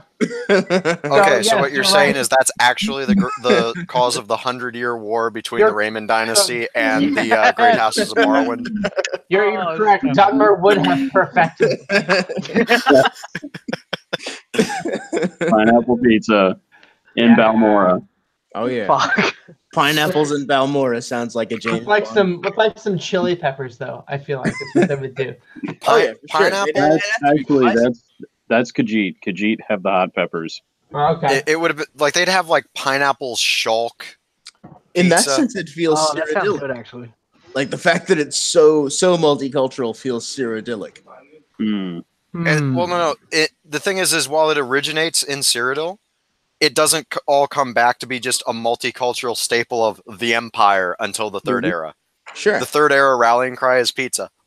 Right. That's what Septim built his empire on. I do this for you, Red Legions, for I love you. Or I love you. I'll get rid of the forests and invent pineapple pizza. I have gotten rid of the forests to allow you for greater mobility. If we stand not divided on what goes upon the pizza, but in our love of pizza. There are too many trees. We can't grow the wheat fields. We need to create a solid base supply of pizza crust. Do you not see where you are? Do you not see the cheese in your crusts? Okay, hold on. I'm going to take this back to lore just for a minute. Realize that one of the earliest things I wrote, right? Like, why is Sheogorath obsessed with cheese? Because the wheel is a circle with 8 spokes, 8 divisions. The wheel is then contained within the arbus, which is a box. You take the box with this wheel, sliced into 8ths, and you stack it upon itself many a time, and then you have the tower. And it's at this moment you realize the wheel is pizza. You hand pizza must have cheese. An existential teenager with existential zits. Metaphysically give him. This is more evidence that Anu is a teenage person. A very, very just edgy, anxious teenager who may or may not have tried to commit suicide. What teenager will ever go, pizza? Pizza. That is a fair point. That's not for me. Now, this is the quality lore I signed up for. You're welcome. I think I'll be content with my tea and scones. Well, on that note, I think I should probably sign off. All right. We're just going to Great close talking, We're going to stop the broadcast. Bye, everybody. See you next time. Bye. Ciao. Love you all.